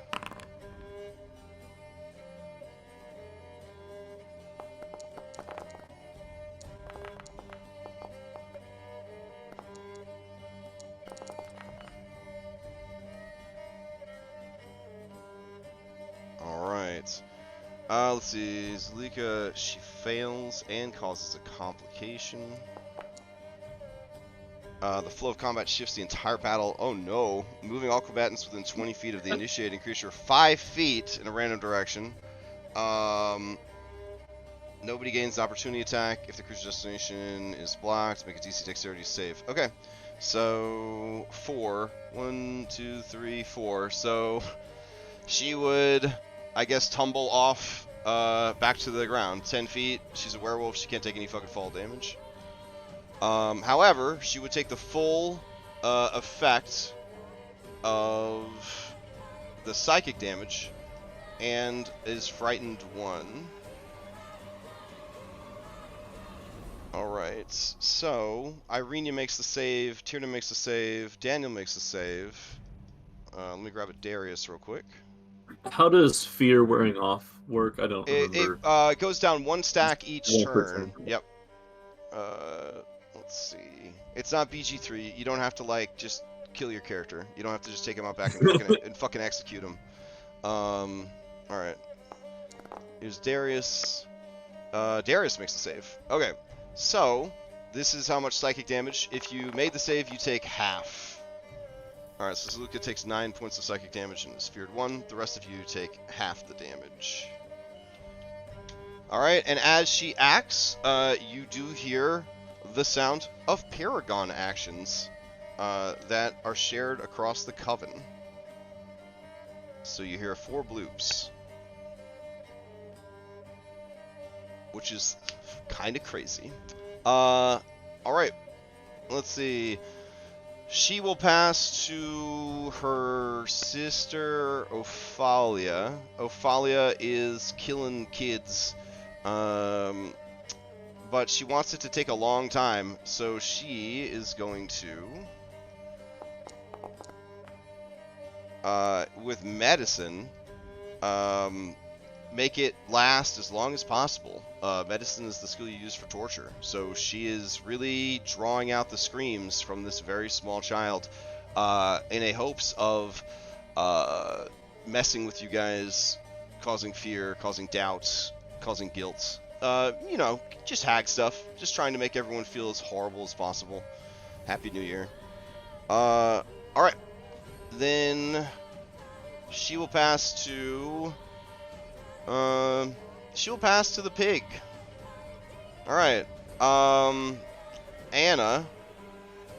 Oh, liar, I didn't realize you were right up on the building. Can you give me a save against the fear as well?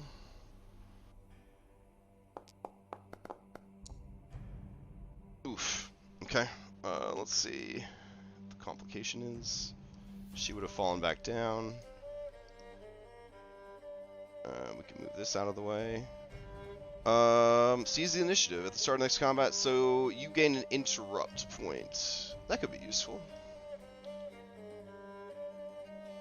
Alright, so as this Spigo's turn comes up, it begins to squeal painfully, and you see its body begin to bloat, and its pores begin to seep a black ooze. Its eyes burst from the sockets and are replaced by shadows, and it transforms into this.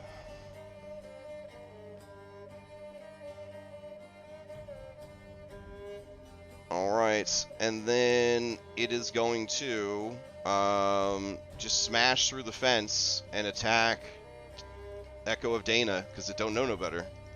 So here we go.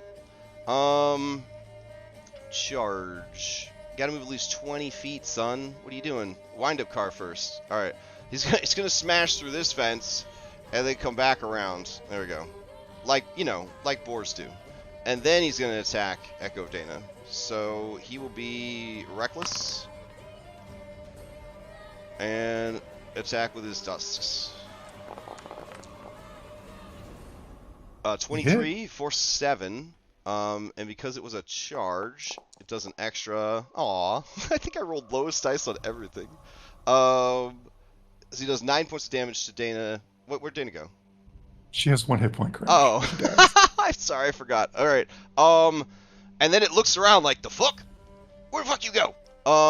And then it is gonna pass to the other Piggo, and the other Piggo is going to go through the same horrifying transformation, turning into a big evil Piggo. Alright, it is going to burst out of its pen, and it's going to move to here, and it's going to dash to there. Alright, let's see, anything else? Oh, that's fun. Well,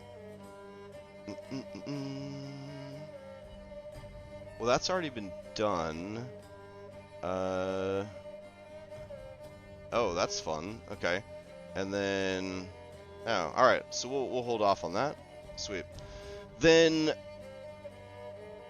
Yeah. I guess everybody else inside will pass or ready. No, you know what? They will all dodge. And then up on the roof, Morgantha will... yeah, okay. So Morgantha up on the 4th floor is going to lean out, and she's gonna drop a little fireball down.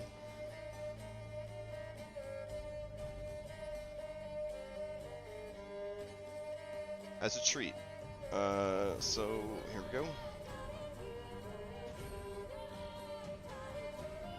We'll drop it right. Aw, you gonna hit your own Piggo? I mean, shit happens, Piggo. No, that works. There we go. Alright, she will drop it straight down, and it will burst against the door. It's 28 damage, not too bad. Not too bad.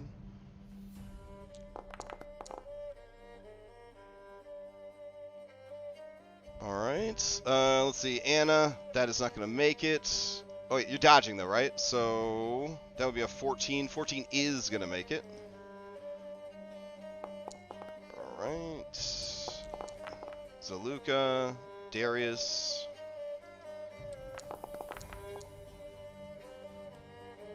Oof. Tiernan, can I get a save against the fireball? Yeah. Alright.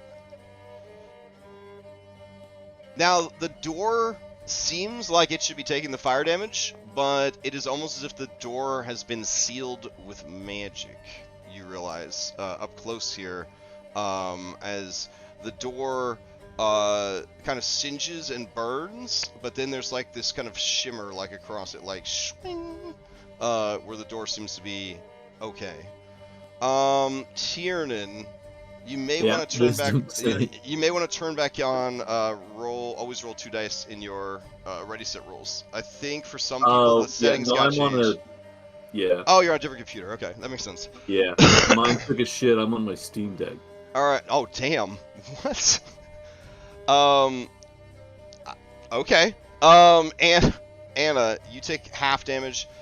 Everyone else takes full damage. So 28 points of fire damage. Would Lyre have seen that coming? Ooh, good point. Yes. So Lyre would have passed.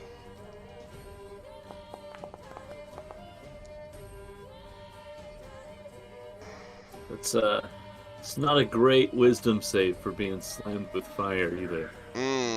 Yeah, I'm gonna say that you would get a stress from this.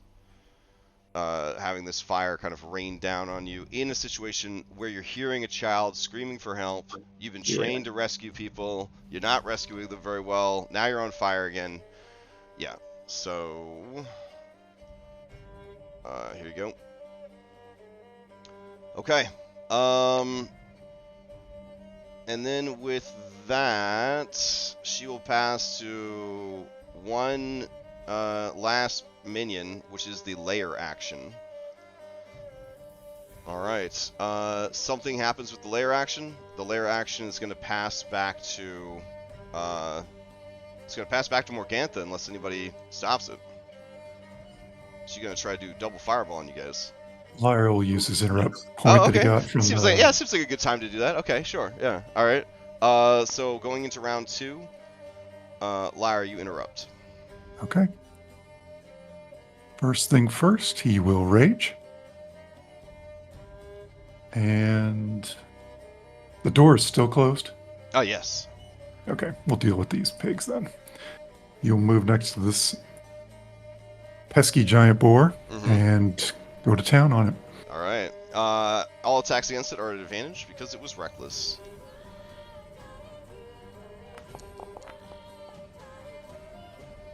Ooh, yeah, that's gonna hit.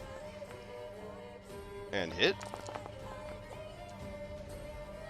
All right. As you bloody it with the second attack, it is going to use Cornered to attack you with its tusks. And this will be an advantage because of Reckless. It's 21 for 7 slashing. And then you continue to hit it with that third attack. And it is barely hanging on. It is near death. Okay. Alright. Anything else from Lyre? Okay. That's his turn. Alright. This piggo will steal then. Let's see. Here we go. It's already engaged in combat with you. And you hurt it pretty bad. And it's just, you know, it's pretty mad. So sure, it's going to just be reckless and just attack Lyre. And miss. And I think that'll be its turn.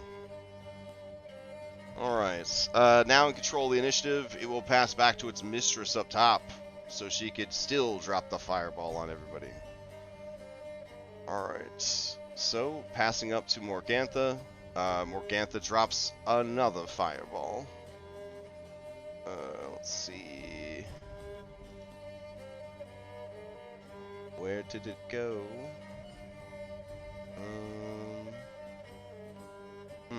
Alright, hold on. Oh, there it is. So weird. Okay. Alright. Fireball. This time she will move it so it hits the pig because she wants to hit that Lyre guy also. So here we go. 38 damaged fireball. This Pigo is certainly dead, but I'll roll a save just in case. Okay. So the Pigo burns up. He's donezo's. Alright. Zaluka.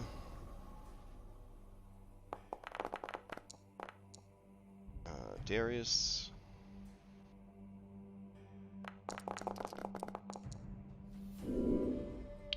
Alright, Anna, you get a boon. Topped off, you gained 4 plus APL, which is 10 now, right? Hit points. Oh no, you guys are level 9, not 10. Yeah. Yeah. At least that's what I have. Yeah. No, I was looking at a sheet where someone. Yeah. That makes sense. Okay, so you guys are level 9. So that's 13 temp HP. That ain't bad. Is that before or after damage? Great question. I would say we resolve what happened and then you apply the effect. So. Alright, so it would be half for those of you who made the save, or full if you didn't. Tiernan did not make the save, Lyre did not make the save, Pigo did not make the save, Zaluka did make the save. Alright.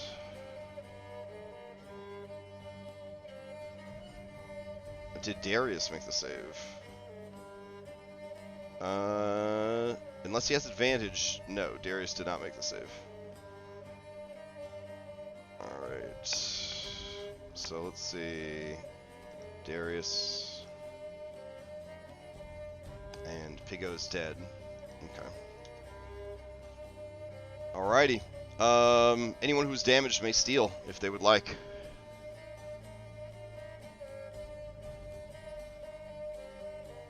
Yeah, I'll steal. Okay. Play passes to Tiernan. Alright. Fucking magic door. God damn it. I mean, it's a hag's lair. A hag coven's lair. Would he know if it being a magic door means he's probably not just gonna be able to like chop through it? No, I mean, you think that you could, I mean, violence has always succeeded, in this campaign. So you could try to force it open with athletics check like you did before, or yeah, I'm gonna do that. Okay.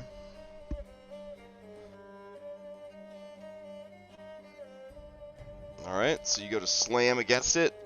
There you go, and you smash the door to pieces, and you see the shimmer of light sort of shatter as the door opens. And let's see. If she's within my line of sight, somebody gets shot. Yes, so hold on.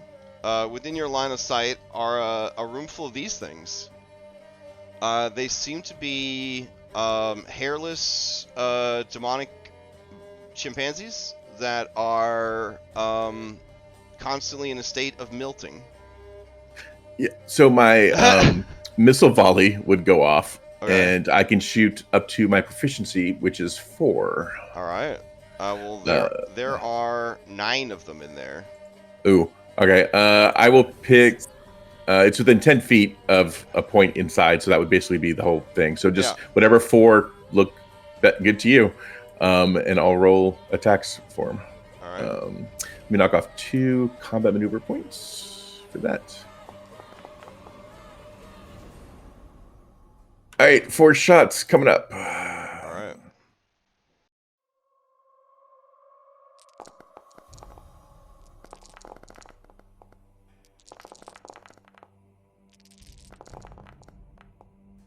I love when my screen just gets fucking filled with just dice everywhere. All right. So. Oh man, look at all those 20s on the backup. God damn. Well, or not 20s, just crits. Yeah. Let's see. That is going to be 20. Wow, 27 damage. You rolled double max dice on the first shot. That obliterates the first milty creature, and as it dies, that triggers a fiendish explosion. So I would need Darius and Tiernan to make dexterity saves against poisonous gore that just spattered out the door at them.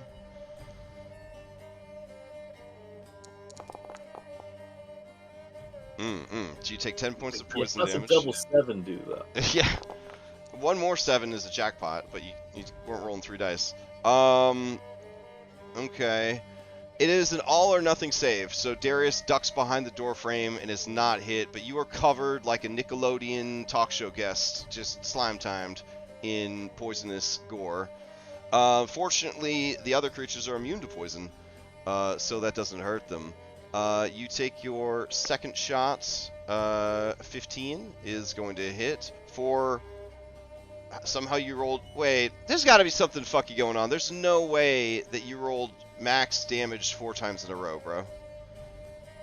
Look at your I rolls. agree. Like I don't know. Oh, I think it front-loaded your critical damage in the wrong place. Oh, that's probably what happened. Why would they flip it around like that? Alright, well, that's on me, I guess, for being dumb, but also for trusting anything in the world. Okay, I'll still have that one die, just because it already happened. But the rest would live. That's not enough damage on any of these shots to kill him. This one right here is on its last legs. Well, it would still be I'd get the bonuses for the damage, though, right? So I'd still get each one would be +7. So it would be the first one would be 17 damage, right? Okay, gotcha. Then the next one would be 17 again, then 20, and then the last one's shitty, but 11. Man, that's rough that they're doing us like that. That's weird. Okay. So 11 on the last one. Okay. And then on this one. Okay. So actually, with the extra damage, this one would have died as well. So as it dies, 10-foot explosion of poisonous gore. So Tiernan, you and Darius will need to give me dex saves against 2 points of poison. And I assume these things are immune to their own poison. Right? Yep. Damn it. Because a chain reaction would have been funny, but bad for door guys. Oof. Alright. So Tiernan, you would take another 2 points of poison damage. Alright. And let's see. Since they has been shot, they're gonna steal, but Tiernan, you still have your movement left. All that happened in response to you smashing down the door. I used my bonus action for second wind. Okay. Also. So you still have your move.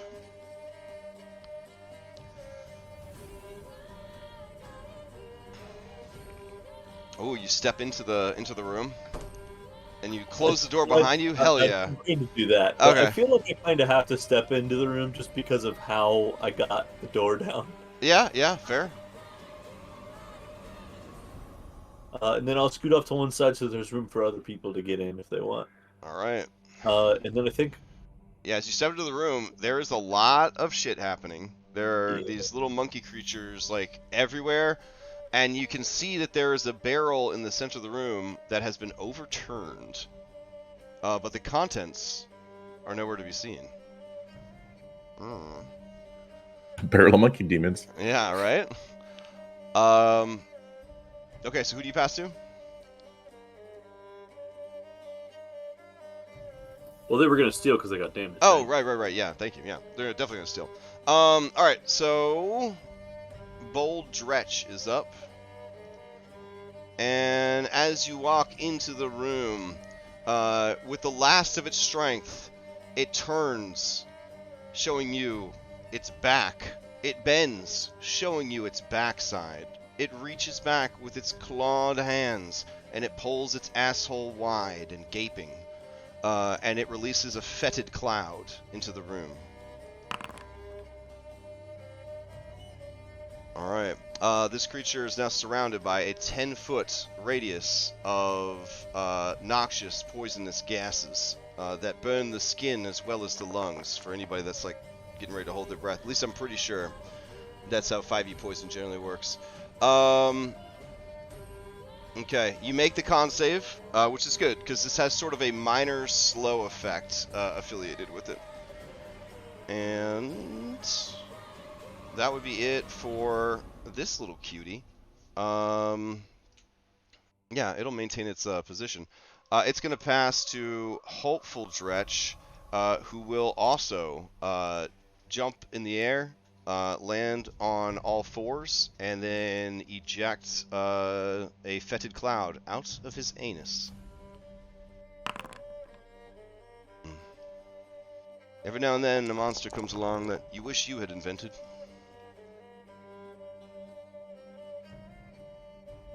Alright. And let's see, Darius would have to save against this one as well. I can't imagine Darius failing this other than with a nat 1. There it goes.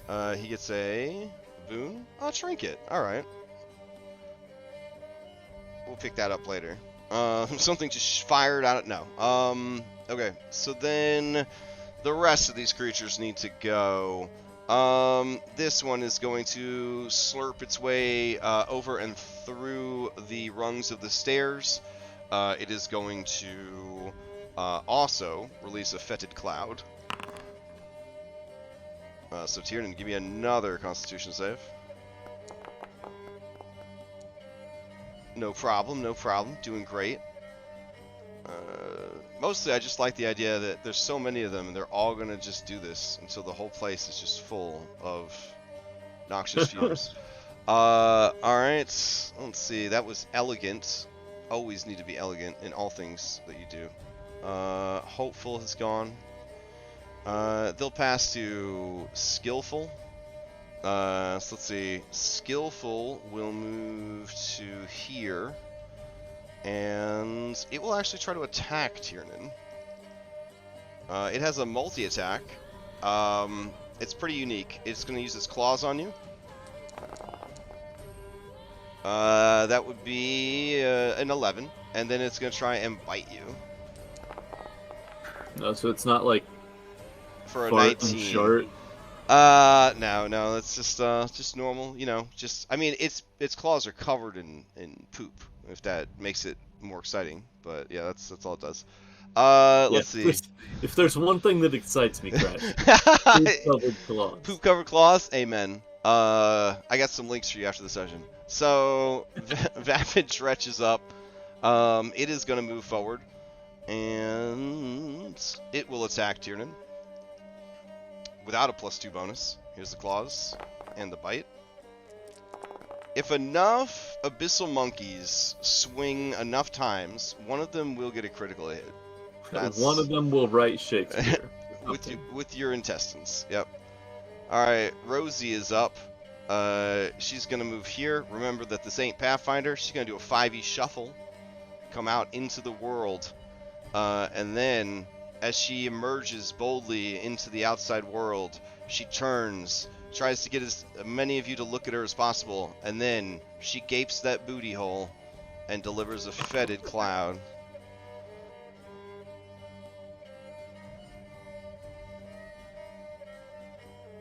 Alright, so I think it would be another Tiernan and Darius saving throw. You guys are missing out over here. Yeah, come join the fun. Come on, join the fun. A 12 almost fails. These are like bottom of the barrel monsters. Okay, so with all that taken care of, they still control the initiative. That's the most important part. Let's see. Grandma has already gone this turn. We're torturing kids upstairs. Pigo. There we go. Alright, they will pass to Receptive Giant Boar. Alright, Receptive Giant Boar sees Esmeralda and is going to charge her. There we go. He's going to be reckless.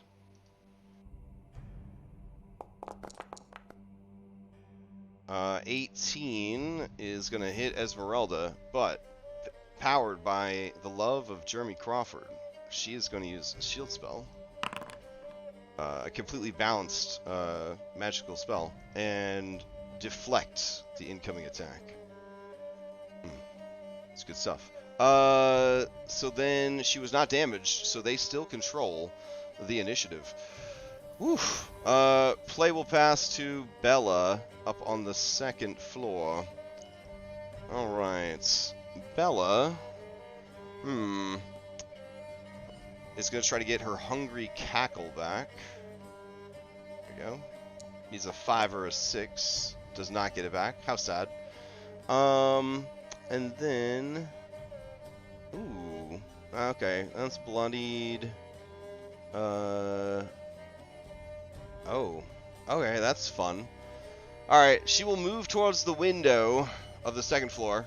You see her peeking out. And then she will look out into the field of battle. She will see Liar down below. Liar. She makes a weird gesture in the air. Magical symbols appear in a neon green light, and they trace themselves upon your heart, like where your heart would be on your chest. Give me a charisma saving throw. Oh boy. If there's one thing you're good at. Okay, you have been cursed. The details of which are unknown to you at this time. And then she is going to back away from the window. Alright. All the dratches have gone. Oh wait, Vivacious Stretch hasn't gone yet. Good for you, little buddy. But they're gonna go ahead and pass to Esmeralda. Alright, Esmeralda don't want to have to deal with this shit, but she's gonna take out Whip, and then with the power of her patron, Jeremy Crawford, she is going to whip this thing 3 times. Actually, this feels more like a rapier job, so she's gonna use the rapier. So here we go. 1, 2, and 3. Alright, all 3 of those is gonna hit. And the 3rd one is gonna bloody the creature. The creature will, in response, use its cornered ability and recklessly tusk at her. 23 will overcome the shield, and she will take 12 damage. Alright, so you see and hear the magical shield shatter as the boar makes it through. Holy shit, y'all. That's the ultimate way to balance shield, is it just works until it doesn't, and then if it doesn't work, and that's it. What? You don't have to change anything else? Alright, sorry. My mind was wandering there. Okay. She is going to... she's going to move here to use the boar as cover against possible attacks from the building, because shit's getting kind of crazy there. She controls initiative. She's going to pass to Daniel. Okay.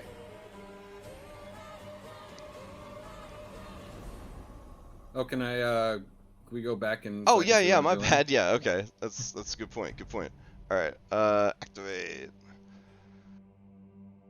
Alright, the window's right there. Okay, I see the scaffolding is kind of sketchy. Am I able to shimmy without much difficulty? I would say from where you're at, I would need a successful athletics or acrobatics check to reach the windowsill successfully as part of your move. Fair enough. And that closed window would block line of effect on my teleport, right? Let's see. That's a great question. I think it would actually, yeah. Yeah, fair enough. Yep, I remember that speech from... Yeah. Fair enough, yeah. Athletics, You could break the window and then go through. Oh, shit. But hey, look at that. You break it with your fucking body. You smash through the window. Except you don't, because it's been, with the layer action, reinforced with magic. So you... Oh, wait, you got 21. Yeah, you smashed the window. Breaking both the magic barrier and the glass. Not bad. Alright, as you land in the room, Ophalia, looks over at you. A small child held in her hands. Its innards being pulled outwards in her hand, and also she would be in this form when you see her. Fair enough. Does it look like she's holding the child like she's grappling him, or? Yeah, she's definitely grappling the child. For gameplay terms. Okay. Because this makes him mad. Yeah. It's like all the shit he's done. He's never done anything to kids except those 2 kids that got killed. At the No, castle. it's honestly the Right? definition of evil and a villain. I think would be the willingness to hurt the young of any species. So. Mm-hmm. Yeah, because what he'd like to do is grapple her and push her through the window, but there's a kid there.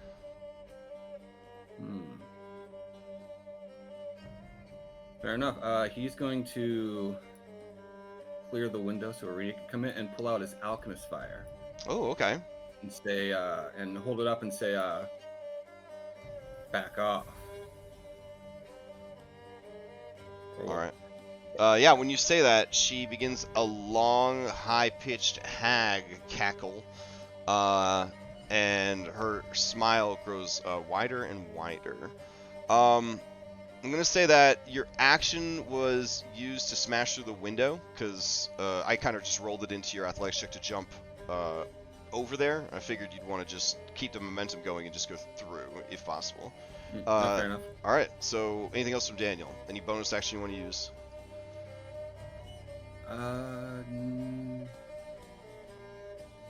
Yeah, he will bolster Irenia. Oh, okay. His bonus action. All right, you did not damage anyone. You still control initiative. All right, it's gonna pass to Irenia. All right. As you pass to Irenia, she will attempt the same thing to get across. She'll do acrobatics as part of her movement. Oof. That's unfortunate. She will use her reaction to try and grab the ledge there.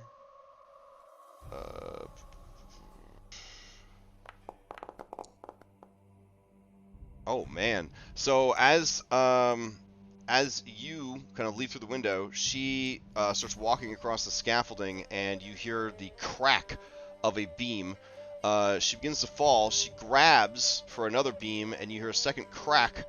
She falls 10 feet to the ground, to the scaffolding below, smashes through that scaffolding. I'm going to give her another chance to try to grab. Well, she doesn't have a reaction anymore, but it's fine. It's dramatic. And as she smashes into that and grabs a hold of it, you hear another plank smash, and she falls all the way back to the ground, leaving you alone on the 3rd floor with Ophalia. Holy shit. And she will take 11 points of damage. Some from falling and some from smashing through the first floor scaffolding, or the 2nd floor scaffolding. And that is her turn. She will use the rest of her movement to stand up, question mark. And then she will shout to everyone, Daniel is upstairs all by himself! We have to get to him! And then I guess dash action, try to climb again, a different place. She had these hot ass rolls to get you. Oh my god. Yeah, she's unable to climb back up, and that is her fucking turn. Yikes. It's fine. It's fine. Everything's good. Alright, back over here. Let's see. Who else hasn't gone yet? Daniel's gone. Irenia's gone. She will pass to... Fuck, she'll pass to you, Anna. You'll know what to do.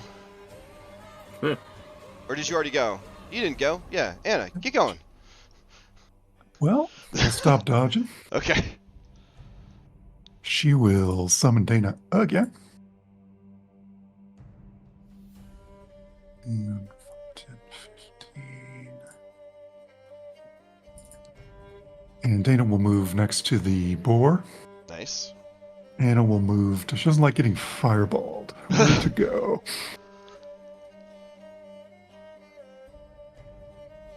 For now, I'm going to keep moving her after the attack, though. And then Dana will attack the boar. Alright.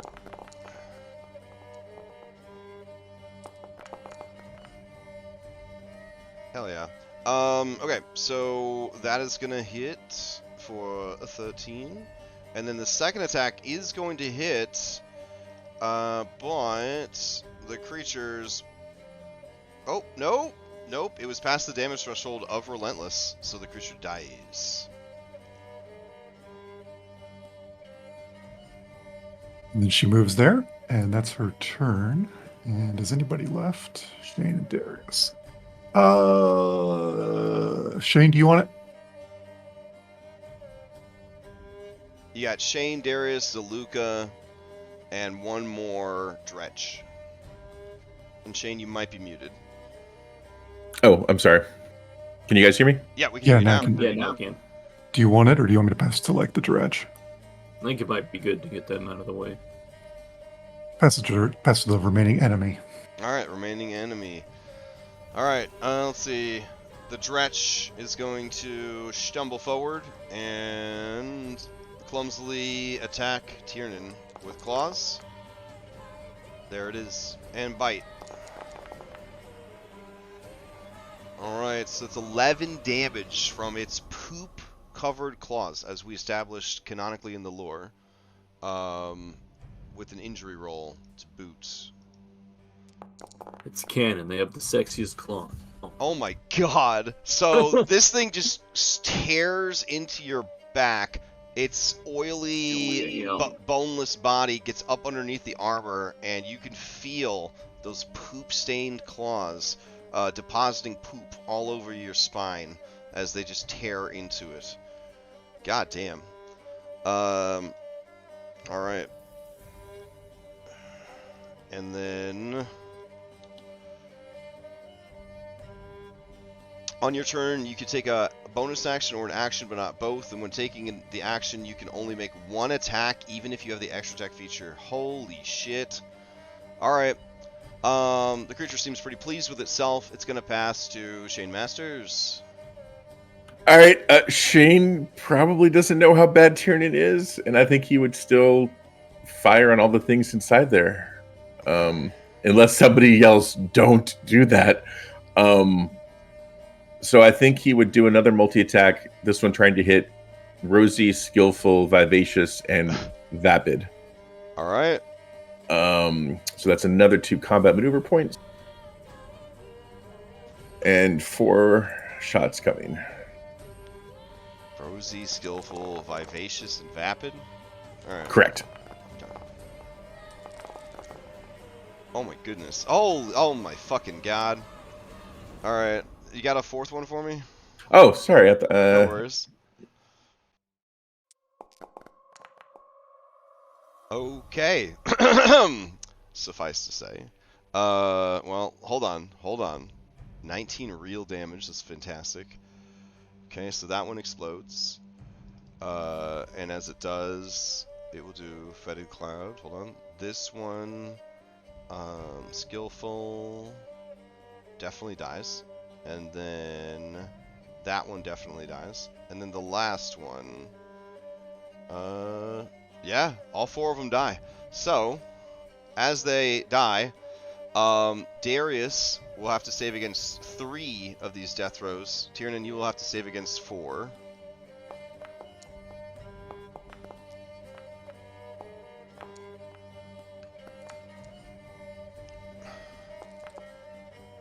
Alright. So, Darius the first, Darius the second, and Darius the third. I has requested rolls. They may show up. Same. Yeah. Okay. I don't want to be that guy that asks Foundry to print the document too many times and then I get all my rolls. But I'm gonna roll them manually and see if that does anything. Here we go. 1, 2, 3, 4. Alright, so they seem to be showing up when I do it manually and don't use the button. Alright, he passes... 1, 2, 3... he passes all of his. Well, he only gets I didn't need to roll right? one, so he passed all his. So it's up to you. What do you got?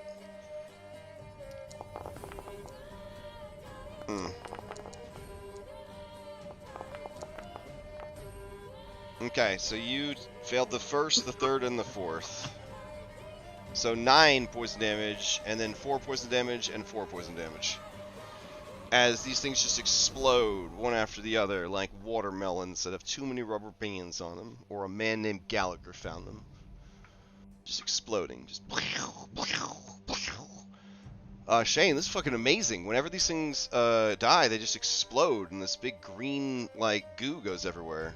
It's kind of awesome. And with the lightly obscured clouds, I probably can't even see it all. Yeah. But I will adjust Tiernan's miniature real quick to reflect his more accurate situation. There we go. Alright. So it's just 2 angry eyes poking out of a green slime man. Perfection. Okay. Shane, anything else? No, there's nobody to bolster near me, so that is it. I think he's comfortable at where he's at. Okay. He'll pass to Darius. Okay. So you do also have Haglair, Zaluka, Darius, and Ophalia. Oh, I see. Yeah, I think we'll keep it that way and then let them figure out. Okay. Or I guess. Yeah, I'll pass to Ophalia so we can control initiative. Okay. Alright, so as you pass to Ophalia, I gotta jump over to another map real quick. Alright, Daniel. Ophalia takes the child, who is in really bad shape. She's going to... let's see... Holding the child in one hand. What does this do? Oh, that's pretty dope. Okay. Alright. Daniel, she's very briefly, and I don't know if Daniel, where his attraction, spectrum is at.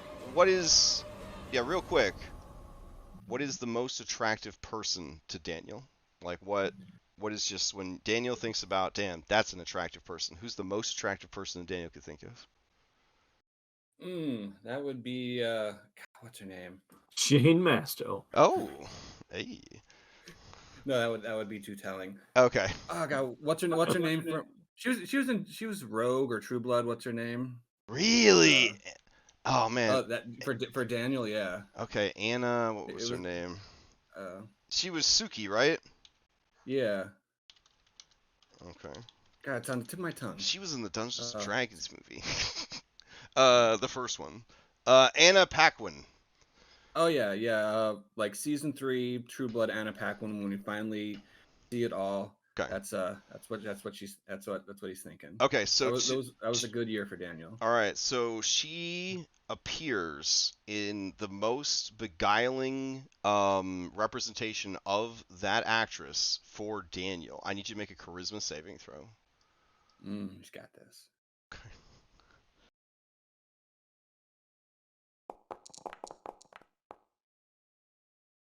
Let's see. Dang, yeah. The illusion vanishes at once. That's not Anna Paquin. And that is actually her action was to try and bamboozle you. So, still clutching the child, she's gonna hold her ground, and I'm gonna change out the music real quick. Yeah, Daniel fell out of love with her when she decided she was a fucking fairy. Oh, in that show. In the show. Okay. Okay. In the show. I was like, dang, harsh words, but okay. All right. So, as her turn ends, she will pass to. All right, let me get back downstairs. All right. She will pass to Zaluka. Zaluka's gonna stand up. She's fucking mad. She also scurred a little bit. She's going to bonus action werewolf leap to the second floor. And she's gonna go fight that lady, because fuck all that. So, let me go back to that map real quick.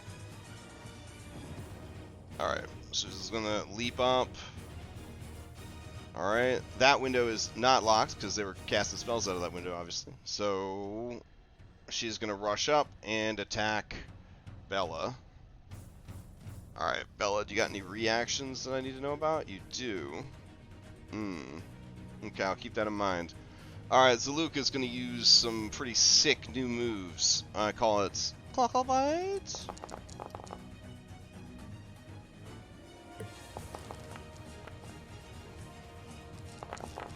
And now you have to deal with a werewolf hag.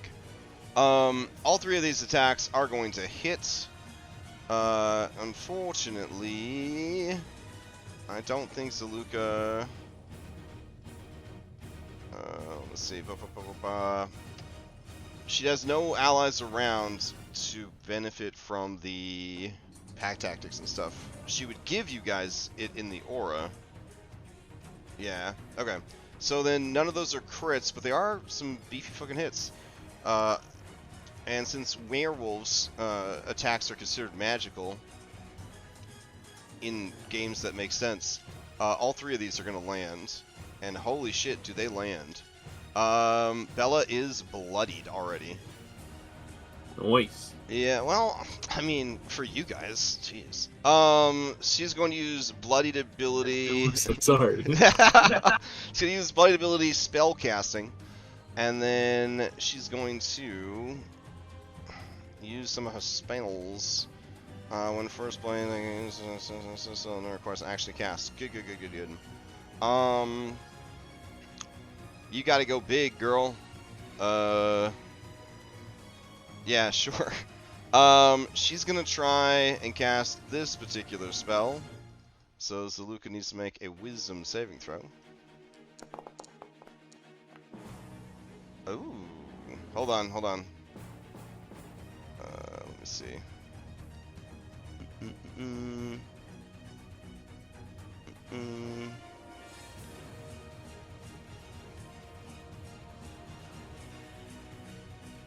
Alright, so she has cast Eye Bite upon her.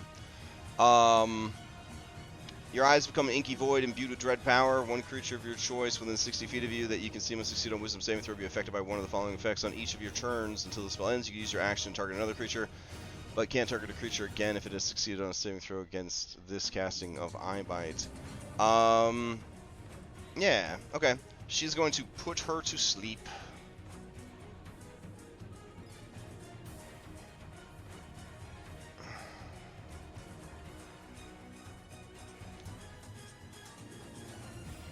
Alright, and that will be the end then of Zaluka's turn. So, going back to the map that has the initiative tracker on it.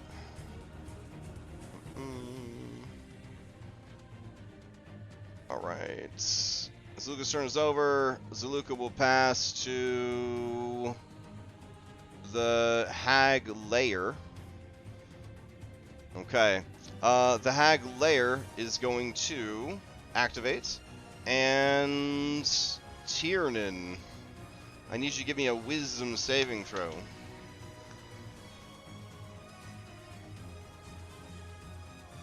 I'm gonna say that you would have advantage to the saving throw because of your backstory. Okay, so the oven begins to glow with a bright hot heat. The oven door opens, and you can feel the oven tempting you to climb inside it. But you're like, bitch, I'm afraid of fire. And you do not. Ain't no way. You do not climb inside the oven like the pet dog did in the other game. ... Anyways, cool. All right, that's the layer action. The pass to the Darius. Darius is up. Darius is starting his turn inside a lot of fetid clouds here. Looks like only one currently, though. Never mind. So it's only if you start your turn in it. Darius will try not to get a nat 1 on this con save. He barely makes it, but he's good. And then he is going to head in with Tiernan and start wrecking things. I think he attacks 14 times per round. So let's see. Here's one. I'll roll this one. Seems good. I'll roll this done. Okay. Maybe I'll roll this one. I don't know. Wow. I could turn off the description of that one. Jeez. Let's see. 24 for 7. This one is going to be killed. As it dies, it explodes. Tiernan and Darius, give me dexterity saving throws. Alright. Darius doesn't have a problem with that. No big deal. Tiernan, hey, you're fine. Darius blocked it all for you. Alright, he walks over to this one. He is going to hit it for 7. And it's still going. And then he hits it for... Ooh. Oh, wow. Man, Shane, I'm so used to everyone doing 40 damage per attack. This is seeing a 9? I don't know what to do with this. Really crazy. Alright, he gets bloodied from the second punch and is still going. The creature is going to use Cornered to lash out with its claws.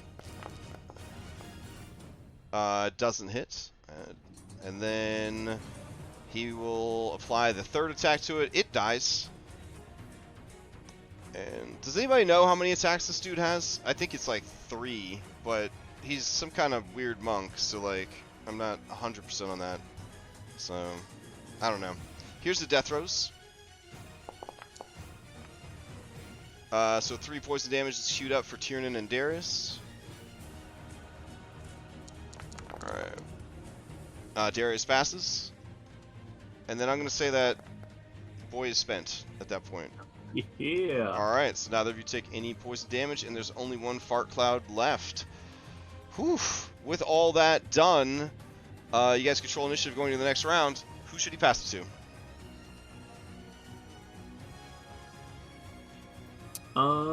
I'd like to heal. Okay. Go for it. So it will pass to you, Tiernan. Tiernan, starting your turn inside the fart cloud. Give me a Constitution save. This is a DC 11 versus a slow-based effect. Alright, I have a +8. Okay. Okay. So I'm gonna try to medicine check healing potion myself. Okay. DC 15 to get the max out of that healing potion. You succeed. Alright, so that's gonna be 22 then.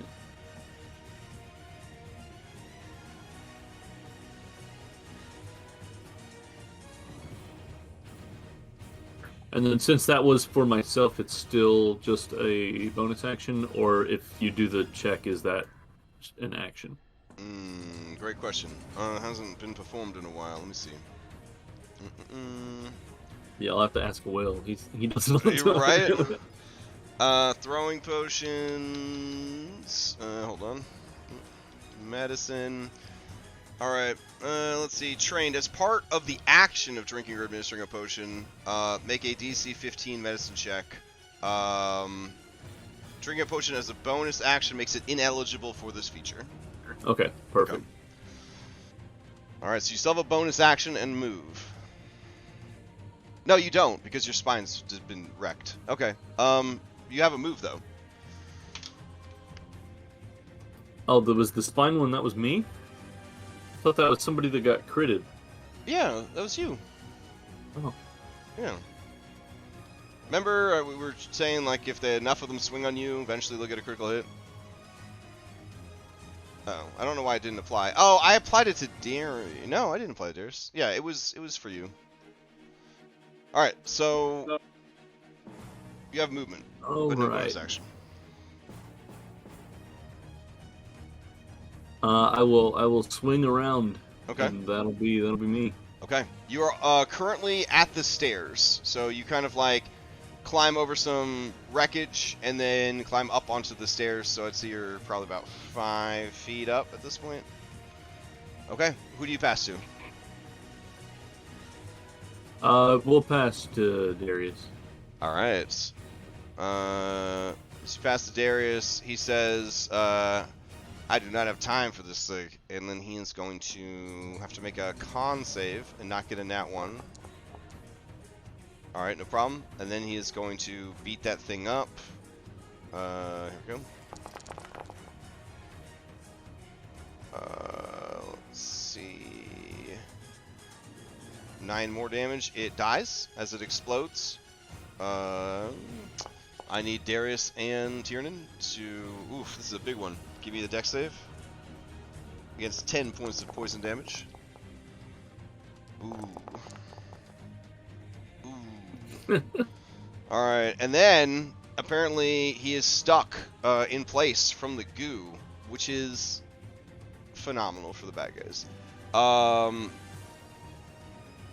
Alright, he takes 10 points of poison damage. And that is his fucking turn.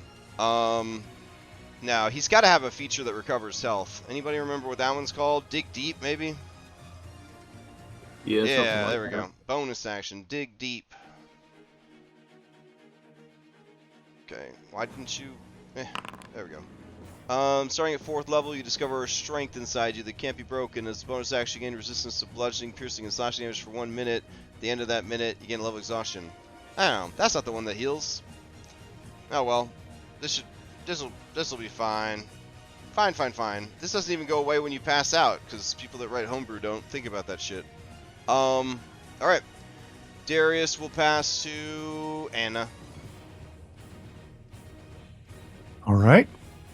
Thana will start moving up into the air towards wherever the fireballs are coming from, if she was able to determine that. Yeah, that'd be the 4th floor. Okay, she'll just move horizontally then for this Okay. turn. And then Anna will move over here. Oops. If I need to jump the fence, I will. Oh no, it got smashed already by the pigs. Okay. Yeah. I think it's a wall. Oh. There you I go. want to go right here. Okay. Then I won't, I'll just delete the fence. There we go. Alright. Okay, that's her turn. Alright. She will pass to... Tiernan's gone. Esmeralda. Alright. Let's see. Oof. Okay, Esmeralda is going to move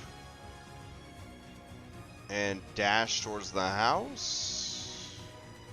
And then bonus action 5 feet of more movement, and that will be her turn. She will pass to Irenia.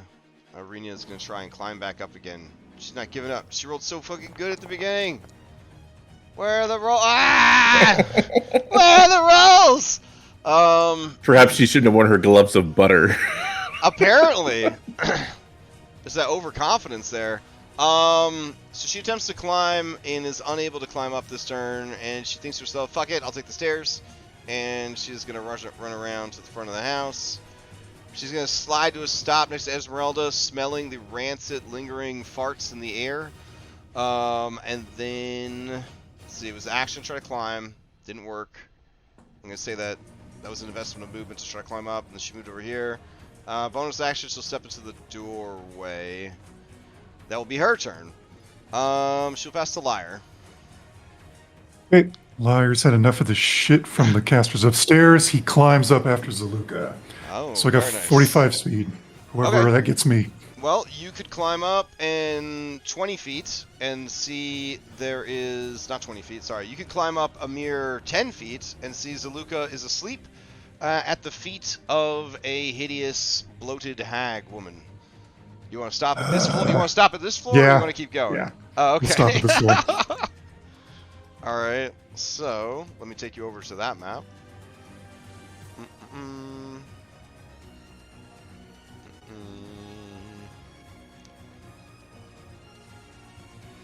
All right. So let's see. It looks like I got 2 Zalukas here. That's kind of weird. And Zaluka would not be a feared anymore, but she would be a sleeps. And yeah, you would be right here. Where's the window? Here. Okay. All right. He will... He'll use a first attack to wake Zaluka up. I'll just hit her. Oh shit. Okay. Non-lethal. All right. Yeah. Well, are your natural attacks considered magical? Yes. Oh, okay. So you kind of whap her and wake her up. Okay. So she would still be prone, but she's awake. So now you can benefit from her aura, having advantage to all attacks. And where can I move to? So do give me a roll though, because with magical sleep, it's either a full investment of an action or you have to hurt the target. Oh my god, dude. All right, hold on. Also, this is an attack that you made, so you take 4 psychic damage, and you feel the curse that was laid upon you sear into your heart, and you hear a voice say, you shouldn't be so violent.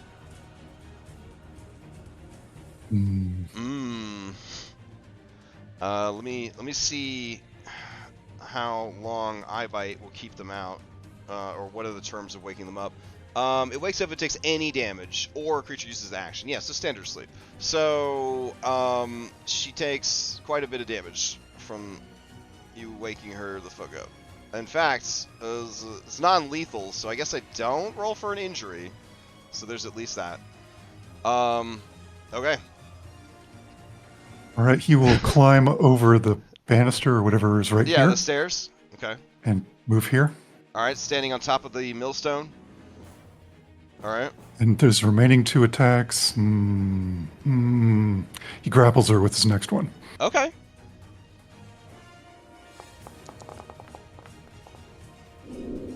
All right, and that would be a critical because you're raging. So here is your boon. Swap. You may switch places with a nearby ally. I'd like to swap places with Zaluka. All right, fair enough. And then he uses his remaining movement to maneuver her out the window. All right, that's going to be 5, 10, 15, 20, because it's 2 spaces per force move. So would you still have that much? What's your speed? 45. 45, so it's 20 feet to get up, and then 25, 30, 35, and then you got free movement. So you can move her to here, which that is a solid wall, though. No worries, no worries. Yeah. So you would not have the action to get her to the window yet. You could move her. Oh, I'm just drawing shit now. You could move her closer to the window by putting her right here. Yeah, Okay. that's fine. All right, sounds good. And then bonus action. What do I got left? He will bolster Zaluka. Nice. All right. I'm gonna wait. I'm gonna use my reaction on her. Oh, okay. Use dangerous signature. This is an A5E thing. Nice.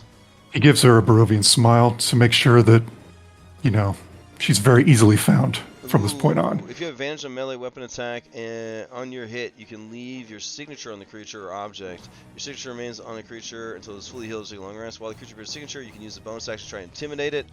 The creature makes a wisdom saving throw against your maneuver DC. Okay, so you have advantage on Okay. I will not intimidate her. Oh, okay. I'm just doing it to leave the mark. Yeah, because you landed the advantage-based grapple, which we treat grapples as attacks, as they should be. So yeah, she is marked with your dangerous signature. Okay. And that's my turn. That's your turn. All right, who do you want to pass to? Since she didn't take any damage, she cannot steal. Has Zaluka gone yet? Zaluka, this round has not gone. Shane, have you gone?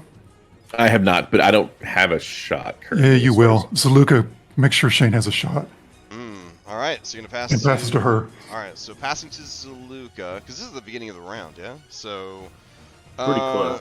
All right, Zaluka would much rather just kill this lady herself, if all said and done. She got 3 attacks and advantage because you're here. Yeah, she'll just kill herself. Alright, here we go. So we're gonna do a claw with advantage. Claw with advantage. And bite with advantage. Okay. Okay. So she fucking dies from the first hit. Then Zaluka begins to just tear her body to pieces. And then, if you're okay with it, she throws the body out the window so that he can have a shot. As I see the squidgies plop, I probably don't shoot at it. Damn. All right, that breaks the coven. As she is killed, goddamn. As she is killed, you hear the remaining two hags cry out in frustration, panic, and rage, but not like mechanical rage. And that is... Zaluka hears the sound, and with her remaining movement, she starts going up the stairs. Daniel, you see Zaluka on the stairs coming up to help you, but they're not there yet. However, you do find yourself in her aura, and she will pass to you. Alright, fair enough.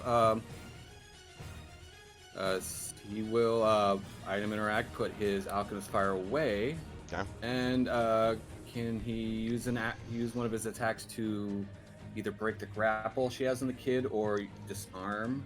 Yeah, you could do an opposed grapple to try and take the kid away, or you could technically try to disarm her, yeah. So to disarm, you use a weapon attack to knock a weapon or other item from the target's grasp. The attacker makes an attack roll contested by the target's strength athletics check or acrobatics check. If you win, it causes no damage, but they drop the item. Alright, it's gonna have to be an unarmed strike because I put my... Oh, damn. My hand was open. Alright, so 16. Okay, she will roll... man, she don't have athletics or acrobatics, but she will roll acrobatics. Alright, yeah. So you essentially, like, snatch the kid away from her. Alright, and... Oh, Wendell's not in there. I don't want you to be confused. There we go.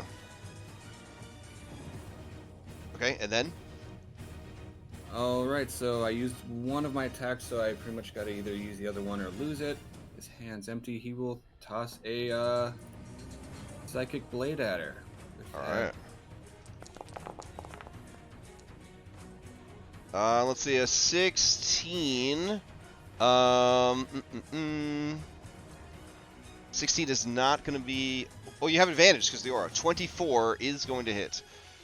Alright, she is going to use her reaction. And she disappears. And the child that you just save appears in the space instead. And you hit the child, killing them. Using her Tempter's Transportation. When the hag is attacked, she may swap places with one creature under the effects of one of her other actions. And since the child has been cursed by her for just such an occasion, there you go. The child's eyes go wide as you end their life. Rip. Okay. Alright, let's see. I mean, they honestly, dude, this is probably a gift, honestly, at this point. Like, yeah, it's a bad situation. Alright. Fair enough. He will bonus action bolster Zaluka, so she's got that on tap, and that's what he's got. He will pass to, let's see. I'll take you back to the main map so you can see the thing. There you go.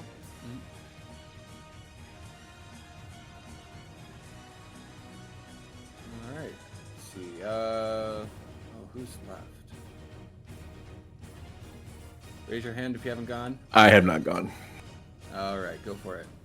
Okay. Alright, does Shane have a shot at the fourth floor? Like, I don't know, is she out in the open on, like, the roof or something? Or is she in, like, She's doing the thing that you could do in 5e when you're a ranged attacker, where you use a little bit of movement to come out from full cover, make an incredibly powerful ranged attacker spell attack, and then use a little bit more movement to go back into full cover.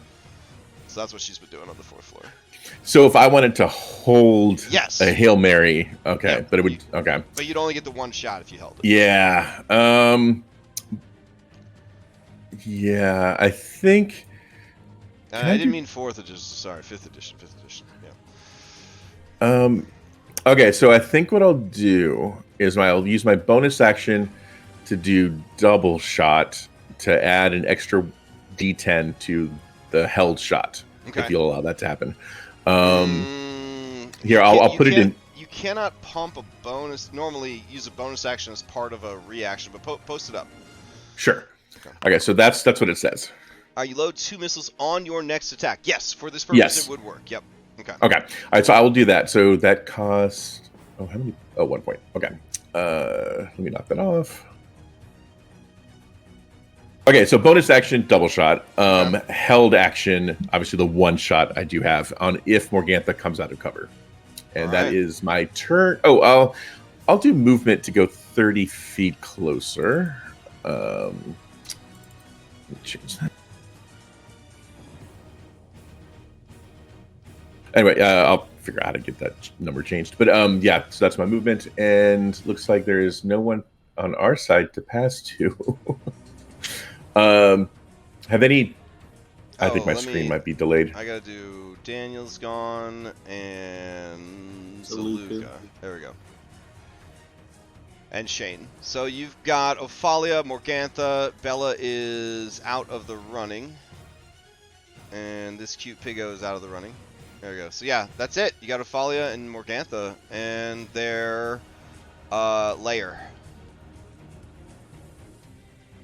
Yeah, I'll pass to her then. Which her? Ophalia or Morgantha? Alright, I'm gonna assume he's talking about Morgantha. Alright, so knowing that her daughter has died, what would she do? Okay. Damn. She don't want to be no quitter, but that's rough. She hasn't been hit yet. Alright.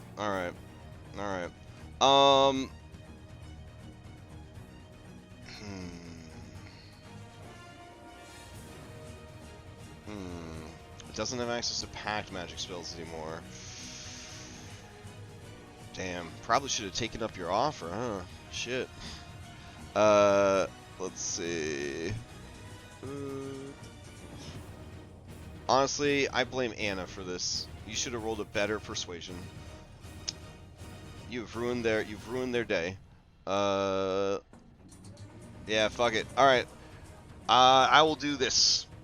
Okay, her turn is over. She will pass to the lair action. Alright. Ooh.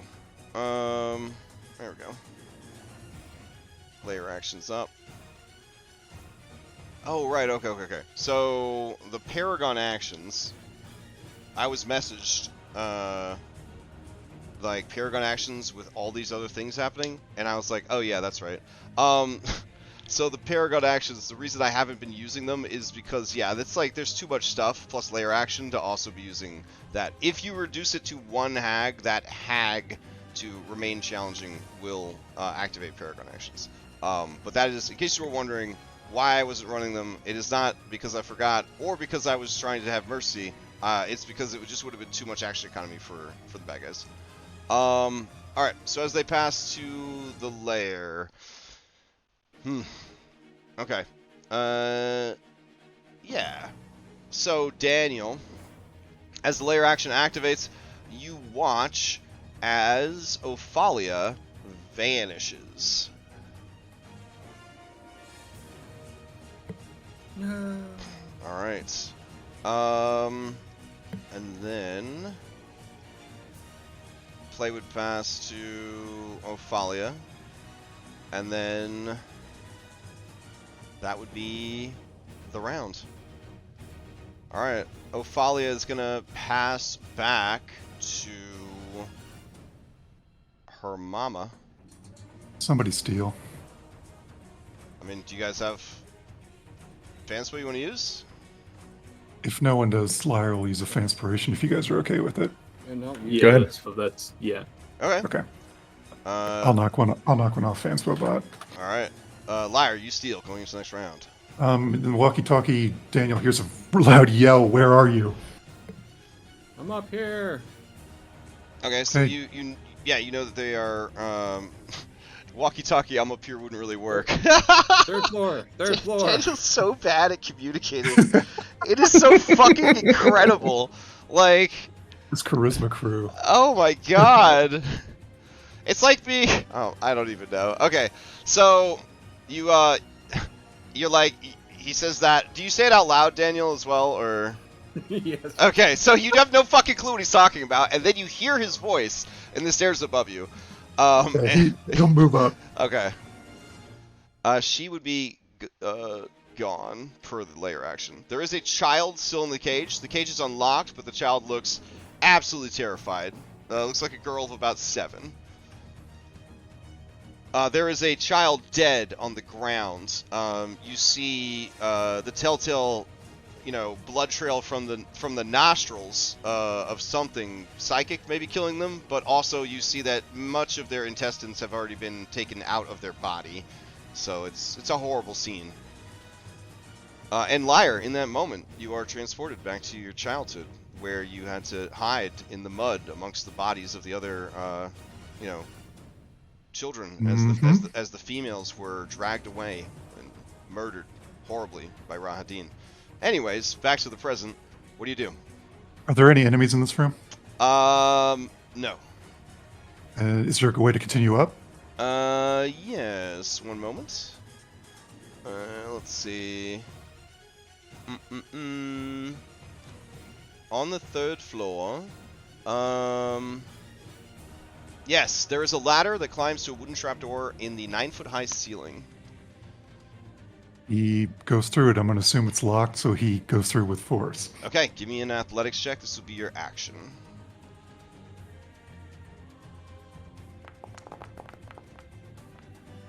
That is not enough to get through the magically sealed If portal. I need to succeed at a cost, I will. Oh, okay.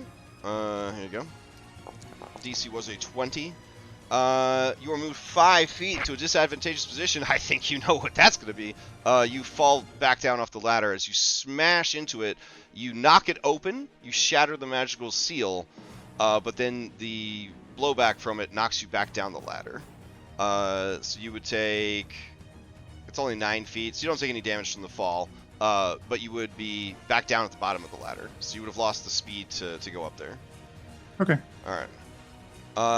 You should still have a little bit of speed left. You went up the stairs. Let's see, 1, 2, 3, 4, and then 1, 2.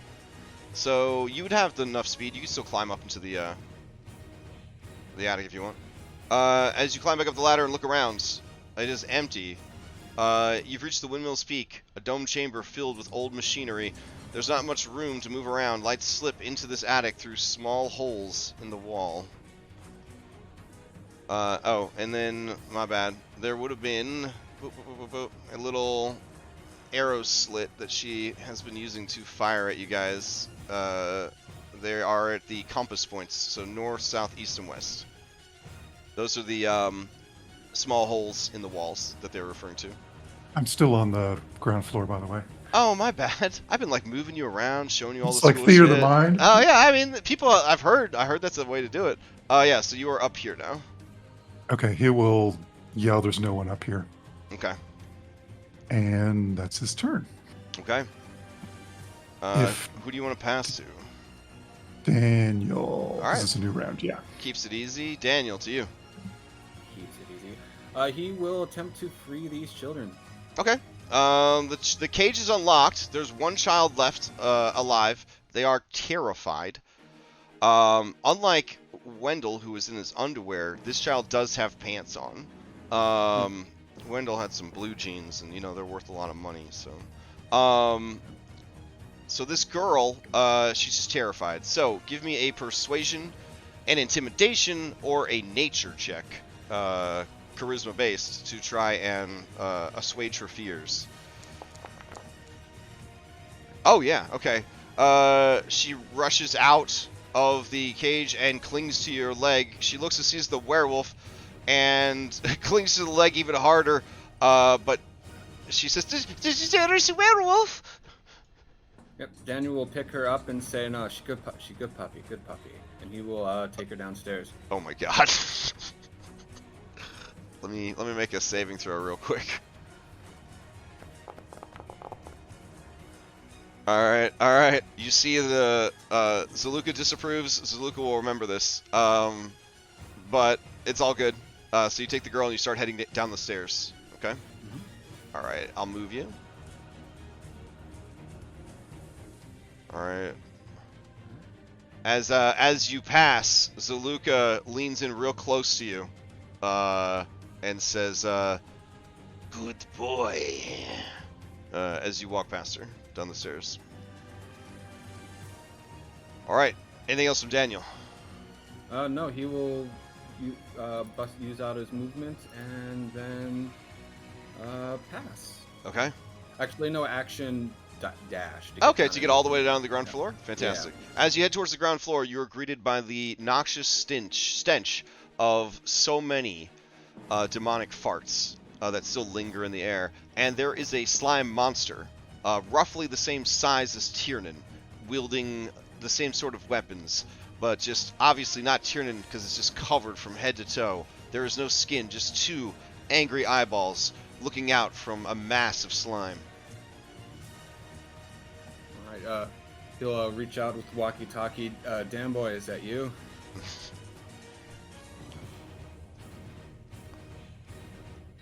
Alright. Yep. No answer. Okay. Alright. Yep. So you and Myrtle are down at the ground floor now. Okay? Yep. Path to Zaluka. Alright. Zaluka is going to stay up there, and they are going to look around using a search action to see if they can figure out what the fuck happened. They have advantage to this because Alpha Werewolf. And you hear her say, "Daniel, they are still here." And you can hear her kind of walking around, prowling around up there, trying to figure out where the fuck they went. Alright. She will pass to... let's see. Daniel has gone. And Zaluka has gone. Alright. Zaluka will pass to Tiernan. Tiernan, you with us? Alright. Alright. I will... I suppose just go up the damn stairs. Okay. You head to the second floor, and you see Zaluka in werewolf hybrid form, sniffing around, angrily knocking shit over, looking for the hags. There is a staircase that goes to the third floor if you want to take it. Yeah, I'll keep going as far as my 30 feet will take me. Okay. Then you make it to the third floor. And there is a staircase leading up. There's a cage. There's also a dead child on the ground in front of you. The child has been horribly mutilated and tortured before death. The conditions in this room are abhorrent. Alright, and then I will healing surge. Okay.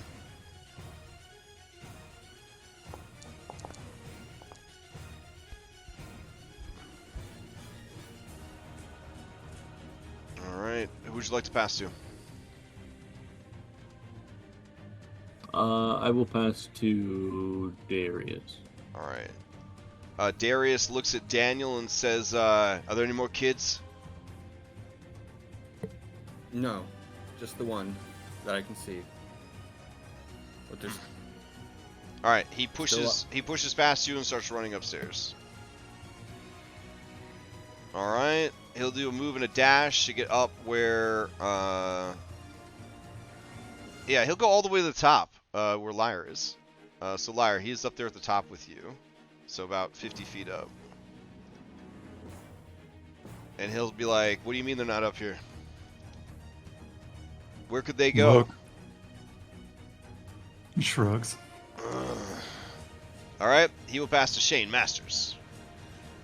All right, Shane will move 30 feet closer and for his movement, and then he will. So now he's actually on the screen. He'll continue just to hold his shot. So same as before. All right. And I will pass to Z if she hasn't gone. Okay. Let's see. Oh, Z, who's Z? Like Ez? Oh, yes, yeah. Okay. All right. So Ez is going to step back, and she is going to, with her eye patch, cast Detect Magic, and just gonna look around, see if there's anything fucky going on. She will pass to Anna. Well, I came over here to help Irenia, but I don't think that's going to happen anymore because I can't find her. Oh, Irena's right by the front door. Yeah. Yeah. Oh, you went around. Oh, that's adorable. Okay. So Dana will move to the window. Okay. Wherever she's at, and then I'll just switch places with her. Oh, and okay. Hop in on the second floor. Well, at the height that you sent her to, you're trying to get up to Morgantha, so you'd be at the top with Darius and Lyre at this point. If she can get in that way, fine. If I need to go lower, that's fine. Oh, too. right, because you can't fit through the eye holes or the arrow slits or whatever. Yeah, so she would go down to the third floor, and then you'd pop in. Okay. All right. Okay. And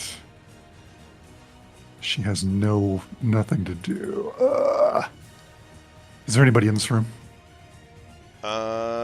Yes, the third floor. No, wait, I think Zaluka went down, so I don't think anybody's in that floor right now. Okay, she will dodge. Oh no, Tiernan's in that room. Oh, Tiernan's in that room. Yeah, okay. and that's the room with the dead. Floor? Yeah, that's the room with the dead child. And the cage and the bed and the bedroom. Jeesh. She will move over to Tiernan if she has any movement left and use helpful on him. Okay. And that's her turn. All right. And then, oh boy.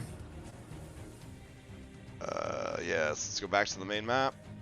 I think there's a button I can click to tell this tracker to go to multiple scenes with us, but I forgot to do that. Anyways, we're almost at the end of the session. Oh, we are at the end of the session. Anyways, we'll finish this round. You got Irenia, Ophalia, Morgantha, and the Hag layer action. That's Ophalia. Okay. Alright. And then she passes to her mom. And then they pass to Irenia. And Irenia looks around, and she sees the little girl. And she sees Daniel. And she sees that the whole place is covered in Nickelodeon slime. And she says, Daniel, are they okay, the children? This one is. Couldn't save them all. He looks distraught over that. Yeah.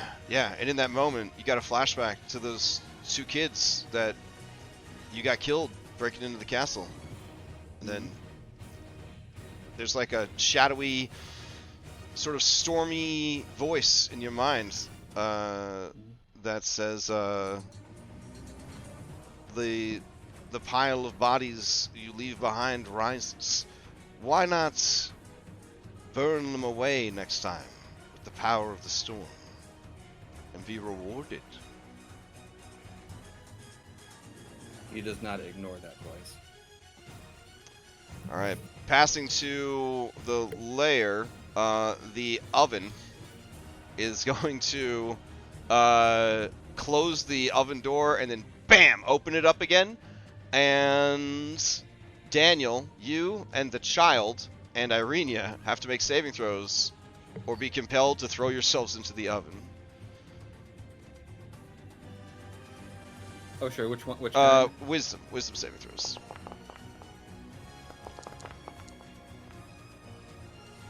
Oof. Okay. I was like, damn, it's gonna be really rough if we end with a kid climbing into a fucking oven.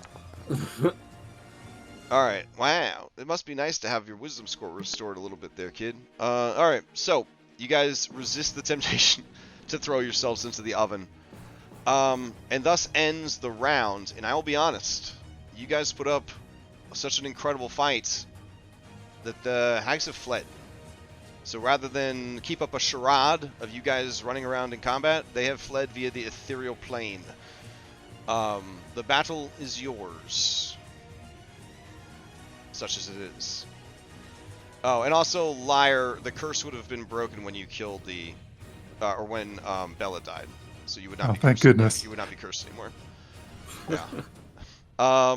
And with that, we will stop there. Well done. No one on your side died. That's incredible.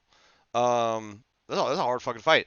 Imagine you've just arrived in Barovia, and you're mad at this old lady who kidnaps children and makes them into pastries. So you're like, I'm gonna march right to her house and teach her a lesson. This is the number one. I think more so than Death House. This is the number one spot for TPKs. I think it ranks here, Death House, Coffin Shop are the top three TPK locations. There is actually Coffin Shop was nasty. Yeah, there are a lot of guides for how to deal with quote unquote inevitable TPK of the hags.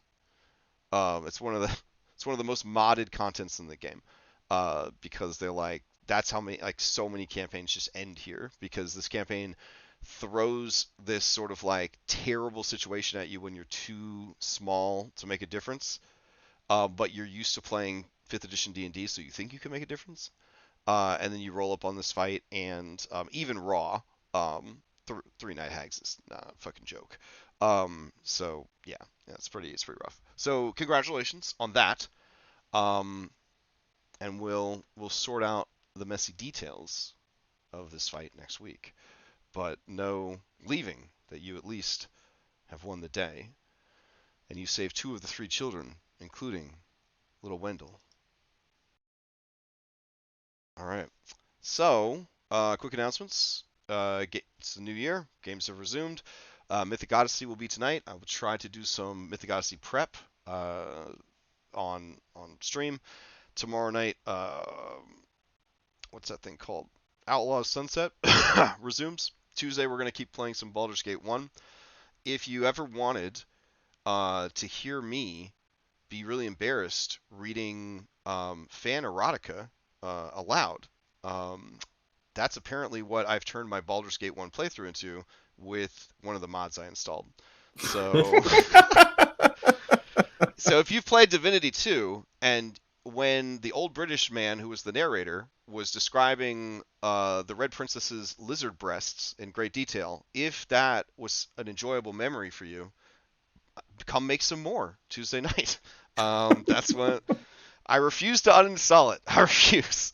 But man, it's been pretty embarrassing to read some of that. I'm very glad I'm using a VNG or PNG tuber and not a camera, because I would just be beat red reading some of these things out loud. And we're also dealing with my PTSD of remembering what it's like to play 2nd edition D&D. And if you don't know a lot about 2nd edition D&D, we're going kind of slow. One, because I'm voice acting all of the dialogue in the game, and then also because I stopped to explain a lot of stuff about 2nd edition D&D and what D&D was like at the time, and why everyone was so racist to Drow, to the point that you lose 2 points out of 20 reputation for having a Drow join your party. And like it's fun. It's kind of like a historical document, like Crunk on Earth for 2nd edition D&D. I don't know. It's good. I've been having a good time with it. I'm going to continue doing that. I have also been approved by Kingdom Death Studios to do a streaming series about Kingdom Death. If you like Dark Souls, Civilizations, Monster Hunter, and this campaign, Bloodborne, Elden Ring, any of that kind of shit, this game will be like crack cocaine for you. So I have 3 seats available. I am not sure when we would play. My only available times to play are Tuesday nights or Saturday nights. So I am getting a sense of who's interested. This is not a paid game. This would be I give you one of the available seats. You agree to show up every session, and we play through this thing. If you've played Kingdom Death before, that's cool. If you haven't, I will teach the game as we play. We're not being like compensated in any way. I just love the game, and I wanted to kind of get the word out about it. And so we'll be using their experimental, very much not finished VTT, which is essentially just tabletop simulator. And we're gonna use that to play the game. So if anybody is interested in something like that on a Tuesday or Saturday evening Eastern time, hit me up. I'm trying to figure out who wants to play. Just like a normal D&D game, I will try to build a group of people that I think would actually enjoy it, enjoy hanging out with each other, and that since this is an unpaid project that I'm doing as a passion project, people that I actually want to play with. But if you're interested, please reach out and let me know. That probably won't start until February. Why? Because we got MagFest coming up. I am attending MagFest, so that weekend we will not be playing. So that means the Sunday of the 21st. That sounds right. 18, 19, 20, 21. Yeah, so Sunday the 21st we will not be playing, and I'll be comping the game for then. So we'll play next week, then we're off a week, and then we come back. And for the most part, I don't foresee anything getting in the way of the game. So, does anybody have any other announcements before we adjourn?